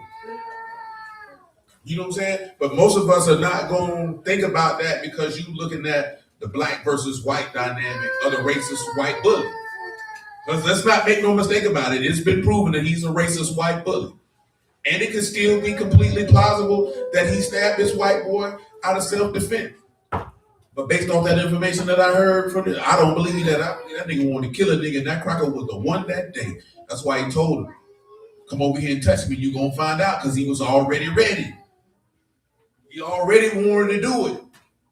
Give me a reason. Give me a reason. Get out of here. Hey, cracker brought it on himself. You know what I'm saying? Nevertheless, Cub wanted to kill. Now that doesn't mean legally he should be culpable. I'm just saying mentally wise, Cub wanted to kill. Now I want to know why you want to kill, cuz. That's the part about wandering desire. Why you got that type of desire, bro? See, everybody think desire just be about sex. Some people have a desire to hurt people. Why you want to do that? I don't want to be around people who want to hurt people. Because if you want to hurt people, it could come a day he gonna want to hurt you. Yeah, man, I don't know. I'm cool. I'm cool because that's psychopathic, man. You know what I'm saying? I get it. It's a little that's psychopathic, bro. You know what I'm saying? Oh, dude. God. Come on, let's wrap this up. Let's get here and get out of here. You want to get it? So why you thought I was talking about that? No. You don't know. You just yeah. Go ahead. What's wrong with you? Why you look like somebody took your ice cream? Go ahead. It said that which have been named is, or that which have been is named already, and it is known that it is man. Neither may he contend with him that is mightier than he. You can't contend with God. Go ahead. It says, seeing there be many things that increase vanity, what is man the better? No, so he said there's many things that increase vanity, and are you any better for the increasing of it? So that's something that I'm just going back over these things that we have to ponder for ourselves. He said there's many things that increase vanity. So that means that we have to make sure we run an assessment of whatever we encounter in life, is it increasing vanity, which in turn will remove us from a Mashiach. See, some things ain't about being harsh and raining on your parade and poo-pooing on stuff. It's stuff that we have to consider. Like we were talking about last night, what you got to be civic, on caution, on guard, on point. I told you, man, listen. Lisa, man, how many of you gentlemen had to live a life, boy, where you had to have that thing all safety ready all the time? You know what I'm saying? I ain't talking about you got your gun in your gun pouch. It's in the glove box. I'm talking about on your lap, ready, because that's the life you was living in the environment you was in.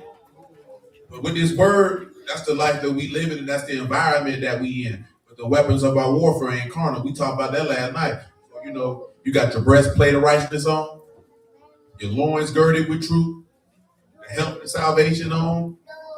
You got the sword of the Ruach, which is that word. You got that with you, and you ready, and it's all safety, and I'm ready, and I'm going to let that hope go. Because your adversary, the devil, walk about a roaring lion, seeking who he may devour, and he don't take no days off. So you got to be able to resist him steadfast in the faith. If you ain't got your fire on you, how you going to resist him? If you ain't got the helmet on, how you going to resist him? If you ain't got the breastplate on, how you going to resist him? And if you don't know the word where your hands been taught to fight and your fingers been taught to make war, how you going to fight against him? He's going to take you out. So you got to walk around with your fire on you at all times. That's why he said you put it in your heart and your inward part. So you got your pistol on. You don't want to get caught down bad without your gun, man. Listen. Well, you don't know that. You know who Mo3 is? Yeah, No, I'm only mentioning this here because they say when he got out that car, he thought his gun was in a compartment in his car. So in his mind, he ready. Okay, the boy run on me. I got my fire. I'm going to bang back. But in that instance, that gun wasn't there. And that ain't no different with us if that word ain't laid up in your heart. Satan run up on you, boy, you going to look for your pistol and it ain't there. You know what I'm saying? And when that pistol ain't there, how you going to bust back? Because I'm going to tell you some real talk, man. I ain't being funny. Like, you see how he jumped out that car? That nigga knew that gun was there. You don't jump out like that and you know a nigga chasing you and for nothing, he knew that gun was there. And I could only think what his thoughts was. He was like, damn. Yeah, man, that's ugly. Because this ain't the instance where I'm being a killer. I know if I can return fire, that's going to make him back up. So I know my gun here. And that goes back to what you were talking about. If you don't give the more earnest heed to the things that you heard, they're going to slip. You're going to go look for that fire. They ain't going to be there. Now how you going to fight back? Satan like, yeah, I got you, nigga. Now he can walk you down. You know what I'm saying? Because he's looking to walk you down. He's looking to catch you down bad. Like, you know what I'm saying? Unfortunately, like he got caught on that highway and walk you down. But if you bang back, just like the Lord told him, hey, man, it's written, man, don't live by bread alone. It's written, do not tempt you who are your Elohim. He had to flee because you could bust back. Because that word is in you, it's not on you. When it's in you, you got something to fight with. If it ain't in you, I ain't gonna run circles around you, boy. You know what I'm saying? That ain't what we want. That's not what we after. That ain't what we after. Go ahead, man. Because it's serious, man. It's a war for souls out here. It's a real battle. The battlefield is the world. You know what I'm saying? And anybody who is not a Yahuwah is on the enemy side. I don't care if it's friends, family, spouses, children. I wouldn't care who it was. And it's not because I'm trying to castigate them, but if you're not in Mashiach and Mashiach ain't in you, then the adversary can use you at any time. Because they're going to be against the word. They might not even be knowing they're being used by the adversary because they're already in an adversarial situation against them. And it'd be hard to deal with that, but again, you have to accept the reality of the world that we live in, man. It don't mean that you ain't got to love your people and you can't be around them. You just have to understand certain situations the adversary can use them. Because that's all he is an adversary, just an opponent. You know what I'm saying? So if a person is an opponent against righteousness and you stand for righteousness, they can be an opponent against you because Satan is an opponent against that. And that's when you have to separate. It's something I told y'all, my mama taught me all the time. You can love people and dislike what they do. You know what I'm saying? I don't necessarily dislike you per se, but you got some ways I don't fool with that. Because some of y'all people hate God, but they don't hate you though. At least not right now. No, I mean, when you really go to standing for the word and people really hate God, they gonna hate you too. Because they hate him. Ain't got nothing to do with you. But let the Thessalonians tell you that. But a lot of us know sinners who, hey man, they hate God. They don't, in their conscious mind, they don't believe they hate God. Their lifestyle shows that they hate God. But you know, but they good people though. On the natural side. I told you that before. Natural side, they good people, but they hate God though. Listen, it might be some flaming faggots and bull daggers that might be genuinely good people, but they hate the Lord. And there ain't no way around that. There's no disputing that. Now, would I go hang out with a homosexual? No. Because we can't relate to nothing. I don't want to hang with no bull dagger either. Because you're weird. Because you're confused. But in the same token, I don't want to hang out with no whoremonger or an adulterer either. Because we ain't got nothing in common either. I don't want to hang out with no dude who just is a philanderer and is practicing infidelity on his wife on a day-to-day basis. You a liar and dishonorable. I'm cool with you. I don't want to hang with you either. You know what I'm saying? Dude horn around, he ain't married. I mean, we can't necessarily relate, but you know, you may not offend me because you just nasty. You know what I'm saying? But there's certain things I ain't gonna want to do that with you either. Because some of y'all, your daddy might be a hoe. You still gonna see it. Yeah, your mama might be a hoe. You might go see her. So that's how I like to listen, man. Your granny might be one. Your uncle might be one. You still go around there and get some food. You know what I'm saying? So you gotta be able to make a difference, man. We ain't no hard line stance and be like, oh, you a sinner. I ain't gonna see you, daddy. You better go around there. You know you like to go fishing with that nigga. Go ahead. Except for who knows what is good for man in this life, all the days of his vain life he spent as a shadow. Listen, that man said your life is for nothing. And for who can tell a man what shall be after him under the sun? So Yahusha told you what can be after you after the sun. You know where he told you that? John 5:24. Hey, what you in here talking for? Turn around. You ain't got nothing to talk about. What you telling each other your breath stank? Exactly. That means you ain't talking about nothing. Don't talk while I'm talking. It's disrespectful and it's rude. And truly, truly, I say unto you, he that hear my word and believe on him that sent me have everlasting life, and shall not come into condemnation, but is passed from death unto life. Listen. Truly, truly, I say unto you, the hour is coming, and now is, That when the dead shall hear the voice of the Son of Elohim, and they that hear shall live. and they That hear shall live. what else? For as the Abba have life in himself, So have he given? to the Son that have life in himself, What else? have given him rule and authority, or given him authority to execute judgment also, because he is the Son of Man. That's good. Now you know what come after. All the days of your vain life was what a shadow. Now you know what come after.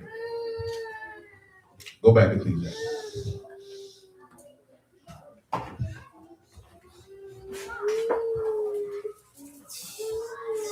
You wanna read that verse again?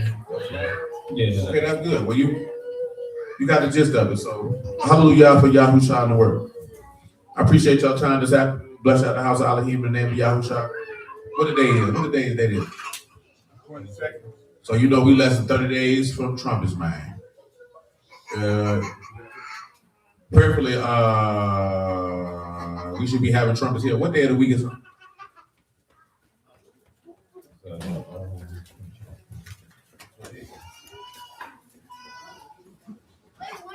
This is Sunday night, or Sunday night the 20th.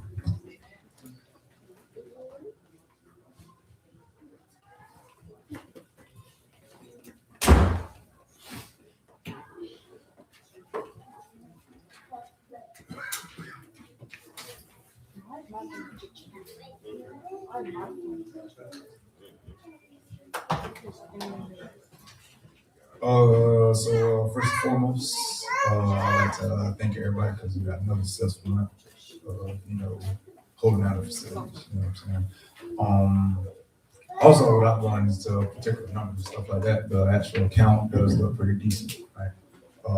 What I will say from the beginning, I've been here since the beginning. Every time we have more, we do more, and I feel like this year we did amazing. You know what I'm saying? On coming together, being a real deal community, you know what I'm saying? And just doing stuff to get us outside of each other's houses and things of that nature. I know everybody felt like kind of blindsided by what the announcement was last week. I as well, you know what I'm saying? I don't even think y'all was along with that. I as well felt blindsided. But they come to me, told me that the price is going up for what we do on the feast, right? So how I operate, and I talked with briefly with Dwayne, talked with Stanley, talked with Will about it as well. That's what we do. We bounce ideas around each other. You know what I'm saying? And the best for my household was trying to figure out how much I paid a year. You know what I'm saying? That way I could break it down to monthly costs, then I could break it down to weekly costs. You know what I'm saying? So hopefully this works for y'all as well. But it's pretty much a full breakdown of how much we pay per month, per year for the fees, if that makes sense. The building fund. So building fund, it breaks it down that we pay monthly 500. Weekly, we pay him weekly 125, right? Talk with Dwayne about it, like that's more like a free will offering type thing, you know what I'm saying? Prayerfully, once again, we've been taking care of that, and accounts looks amazing, you know what I'm saying? So we've been doing real good on that, and I'd like to applaud all of y'all for that, you know what I'm saying? Haven't really talked to Dwayne about it or the pastor about it, about the feast days, having the building for the feast days. I just assumed. Yeah, so I just assumed that it'd be 125 a day.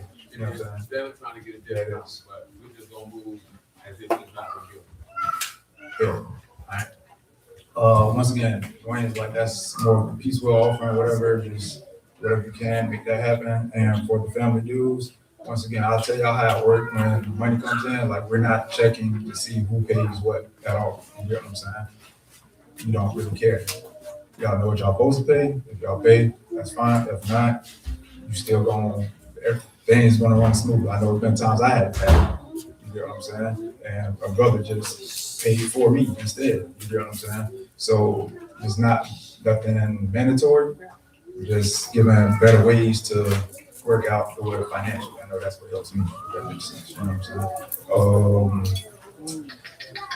Oh, fellas, I would like to have a fellas meeting only so we can just hash out some particulars about some stuff. We ain't got to do that today. I just plant the seed that we're starting to grow. We actually like have a community now. We have a building now. So I think things need to be a little bit more, not necessarily formal, but like more structured wise. If that makes sense. So, fellas, if we could come together, I don't know when y'all want to do it. We can do it today. I'm prepared to do it today. But just hash out some things about more structure wise, if that makes sense. You know what I mean? That's all I got. Oh, hey, when it comes to the feast, the numbers are set to be able so that you niggas can eat. I don't think y'all realize it, that it'd be almost 100 people in here, counting all these children. Now, we went over this before indefinitely. I'm not gonna do it again. You could go hit the archives and find it for yourself. Because we spent well over 4 to 6 weeks going over the entirety of the financial system as it is in this text. Now, we can say the building fund, we can sit back and you can say that that's the temple tax. And you can sit back and look at the Exodus and you can see what that's about. We went over that. That's something that building fund, quote unquote, is not something abnormal that the people had to contribute. I will reiterate this fact again, that in the Commonwealth of Yasharal, it is a communal execution. So that meaning it's not a burden that one person carries alone. It's something that the whole group carries. We come with the food. Listen, man, I know it's been several people ain't had the bread to pay, and the niggas still gonna feed you. You know what I'm saying? So then you also try to take into account now also, because we actually round the way and y'all be seeing some of these people be walking in here that, hey, if somebody come in here off the street, we gonna feed you. I'm not gonna be on though you ain't putting no bread in while they get to eat. I'm gonna tell you to get the hell up out of here. I ain't gonna lie to you. If you think like that, I'm telling you, go ahead to the house. You tripping. You know what I'm saying? Because if an individual, if you say you the people of God and somebody down bad couldn't come in here and got food and you got portions and you like, nah, that's gonna take away from me. Your spirit ain't right. You need to go. You need to get your prayer call. You need to go do something. You need to fast, go do something because you're tripping. You know what I'm saying? But like I told y'all the other day, we don't have no expenses outside of if he just broke that down, that it's $19.50 for all these feasts for a family. That means effectively just and I can't even say that with putting the building in it, but I'll just use that as an example, man. That's $2,500 a year, man. That ain't nothing. Like I told you, man, by the grace of Yahuwah, we don't pay the rent here. We don't pay the light bill here. We don't pay the Wi-Fi bill here. We don't pay the security bill. We don't pay the property taxes. I don't think they pay property taxes because they probably 501c2. We don't pay none of that. So the only thing that we have to pay for yearly is the food. I've told y'all this before, but let me reiterate it again. You do not just have to put money in the pot for food. The money is in the pot for general principle. So say if one of you niggas was down bad and I need $150 for my light bill, then and it's in there, then you could get $150 for your light bill. And it ain't gonna be on some more, you got to pay that back. If you put it back, you put it back. That's if like, oh man, I ran out of gas. I ain't got my bank card on me. Can you send me $40 so I can Apple Pay it? So I can put gas in my car. This goes back to why we went over that they said they had all things in common and nobody had anything of their own. This ain't meaning that I just ain't got nothing and I give it away. That means what I have, you have. And what you have, I have. Because you didn't pick up on that. Did anybody figure out what one Todd Essene was? I forgot about that. You almost let that slip. So now you let me do that. The difference between a Kad Goyim and a Kad Etzim is a Kad Goyim is one nation and a Kad Etzim is one body. Etzim is the word for body or members or bones. You know what I'm saying? So when you understand that you're a Kad Etzim, you're one body, you're one member, you're one bone, you're interconnected. What you do for him is what you do for yourself, is what you do for the Lord. Because everything you're doing for the Lord, you ain't doing it for me. You're not doing it for the individuals in here, but if we can't even do it for the Lord, that means you don't want to do it for the people in here, which means you really don't want to do it for him. This is not that much, because it's not like they ain't been their time outside of y'all knowing what the feast price is, which is, I don't even announce the price. I don't even set the price. Nigga, I don't even know how much money is in the account right now. I don't handle it. I don't deal with it. None of that. You know what I'm saying? And haven't since before many of you been here. Dwight done held and dealt with that since 2012. And Muffin been dealing with the coordinating the food since 2012. Some of y'all was smoking weed and telling lies in 2012. You know what I'm saying? So I don't deal with all that. I'm not asking you for no money. I'm not passing you no plate for no money. Now, it's one thing if you down bad and you need something, then you should ask. But I'm talking about is for organization. I'm not passing no plate around. Well, that's what he meant by that. You went through the word. You know what you're supposed to do. You know when you're supposed to do it. It's not my job to continually tell you to do that. And I'm not.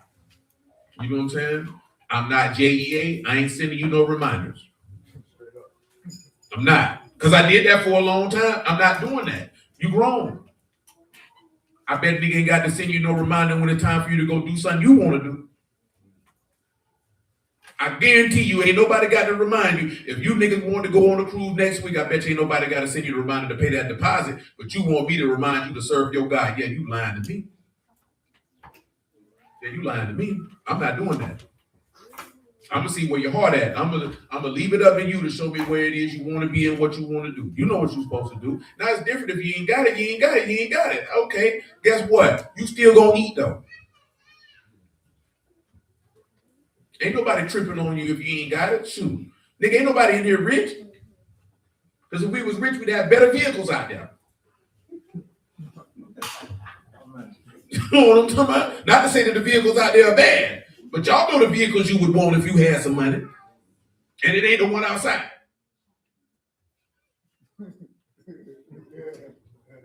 And everybody know I ain't lying. That's not to say you don't appreciate the car you got, but you got a car in mind. If you came into some money, you know what it is you buying. Y'all already know if I came into some money, there would be the big gold belt on this shoulder and the winged eagle belt on this one. For no reason. And the U.S. title, WCW U.S. title, around my waist for no reason. Why you got all that on? Why not? You know what I'm saying? Or you got some money. I ain't saying I do, but you know, there's tails. There's tails. You know what I'm saying? So you gotta understand that, man. Ain't nobody tripping on nothing, man. We supposed to be able to do this for the Lord and for each other. And you niggas need to stop being so goddamn sorry. If it's something you need to do for the feast, get your grown behind up, goddamn it, and go do it and stop all that belly aching and get that joint done, man. Nobody want to hear that, John. That's the same way I used to tell you niggas, I'm tired. When I used to be up for 20 hours a goddamn day and still preaching 3 times a week and ain't never go to sleep. You don't think it's days I want to go to sleep? You niggas here dozing off? Talking about you tired, like you ain't the only nigga in here tired. I don't be wanting to hear that, John. You know what I'm saying? If a nigga needs you to fix something, well, goddamn it, fix it. You need to serve a plate, what nigga serve it. You need to go to the store, what nigga go. And if you need help, for the love of God, ask for it. It's not that hard. You know what I'm saying? You need help, just ask for it. That's with anything. I ain't talking about no feast days either, nigga. I'm talking about period, man. If you need help, just ask for it. You know what I'm saying? That's all you got to do. Because if we can't even depend on each other in small things, now what you going to do when these crackers go out here acting stupid? I'm talking about persecuting the saints acting stupid.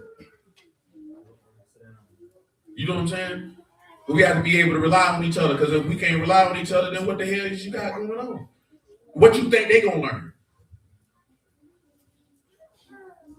But yeah, unfortunately, I told y'all that all you niggas in here buy groceries. You know these crackers taxing out here. You know it's a whole war going on. Y'all forgot there's a war going on? Y'all do know it's a war going on. What they fighting at, see? Oh, y'all must don't know it's a war. Why you think your gas high? They got them people over there in Iran. Your gas been $4 since February. You know the gas wasn't $4 till this cracker went over there, right? The food was high, but it ain't been high. It's been higher since they went over there. That's why stuff went up, because there's a war going on. Anytime there's a war, prices go up. Yeah, damn, y'all didn't know there was a war going on? Probably because they ain't talking about it that much no more.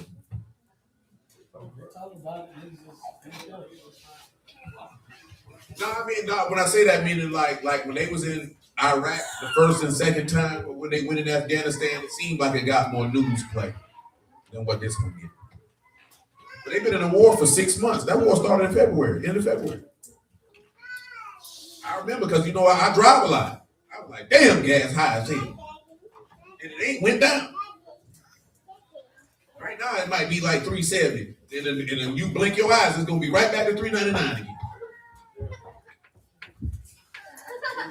So that's the reality of this. Let me tell you something, right? I don't think y'all might not realize it, but we're in a very, very, very bad economy.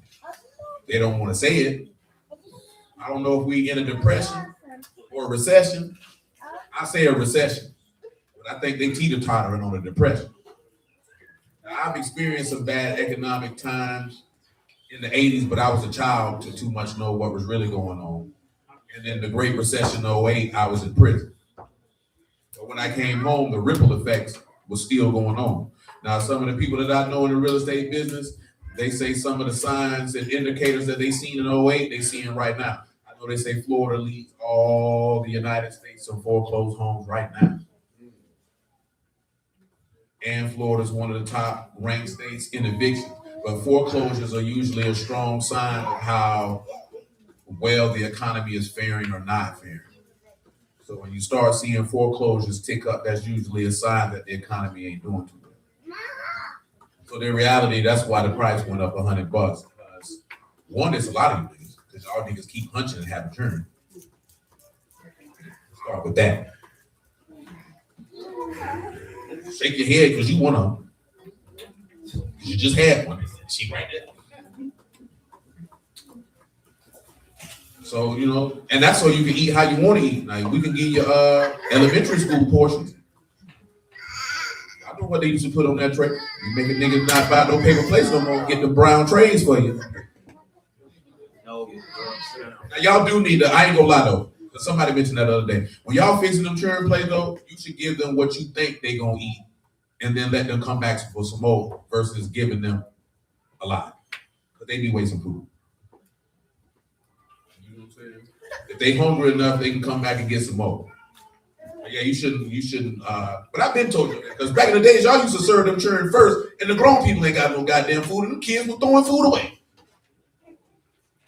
Y'all know damn well them children don't eat all that damn food. But they don't eat like that at home, except for probably you. You look like you eat a lot. You eat a lot of food, bird. I know Isaiah do. What type of man that? I know he eat a lot. Where you at, boy? I know you eat a lot. Little Mike, you eat a lot of food too? Yeah, you do. You look like you do. He be eating a lot. Your mama spared you. You be eating a lot, little Mike? You don't know if you eat a lot, then? Sometimes. You said that because your mama said it. But no, that's not serious though, because a lot of them kids be wasting food. They just be wanting stuff because y'all gonna put it on them. They really be looking for the beverages and the dessert. And I wouldn't give them no beverage. You gotta treat them. See, some of y'all ain't done forgot what your nigga mamas them used to do to you. They give you no beverage till you ate your food because you getting full on juice. Yeah, that's why they don't eat their food, because they full on beverage. Yeah, because Because you know we all used to do it. That juice be hitting good. Then when the food comes, you ain't got no room because you've been drinking all that juice. No appetite. You pee it all out. Now you're hungry. Now you gotta go to bed. That's just all it is, man. The economy ugly as hell. Ain't no telling how much uglier it's gonna get. I think all the men know that because they out here in it. Especially if they hustling for themselves. They already know that. Now when you working a job, you might know it's bad, but you don't necessarily feel the indicators unless you like in business. Depending on what business it is, you can see the contracting or the expansion of how people spend their money. You know what I'm saying? That's like the negative thing. It's like this here, right? Because say this here, like, you know what I'm saying? You could say like on cleaning a commercial building, they still want commercial buildings clean, but they may not want as many days. They'll cut down. If we have 4 days, they'd be like, oh, we need to cut down to 2. That's how you know what I'm saying? You see them type of indicators, man. You know what I'm saying? Depending on what, because some people's arena, they ain't taking no loss. Junk's still going, you know what I'm saying? And then other people, it all depends on what you're doing. But you know, prayerfully, that cracker can get from over there and maybe these prices will stabilize and go down. But you know, the chances of that happening is probably the chances of them going back to the moon. There's that. But effectively, they hadn't been considering that we might have to have a price increase since last year, and they held off on it. But at this point, it really wasn't no other option. But again, hey, give what you can give. There ain't that many single people in here, so there's that. But then, like I mentioned too, as it pertains to the feast, you know, that's gonna be at least an extra $250, another 5 days. You know what I'm saying? So we gotta raise about another $700. So just like I said, it ain't just with everybody in here, everybody on the stream, on Clubhouse, in town, out of town, in state, out of state. We all a conglomerate. It's not just because you're separated because you're on the other end of a camera. To facilitate that, because it was already tight before. We can't fit all you niggas in nobody's house. Now during the week on Tabernacle, most of you niggas ain't showing up anyway. Let's not sit here and look crazy and act like you ain't lying, because some of you niggas be staying home with your lazy self. I wish I could skip out like y'all could skip out. You know how mad you niggas be if I be like, man, I'm staying home today. I'm gonna stream from the house. Just to show you niggas what y'all be doing. You wouldn't like it then. And I ain't even gonna tell you that I'm at the house. Matter of fact, I ain't even gonna stream from home. I'm gonna stream from a remote location. You ain't even gonna be able to find me. And I'm already have a plate. I'm gonna show you, and I got my food already. Not for real though, man. But y'all can sit in the chair outside. You get the hell out of here.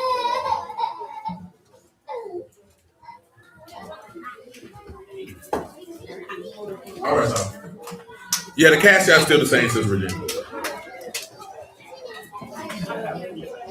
That boy say, tank me. That boy, that's cool.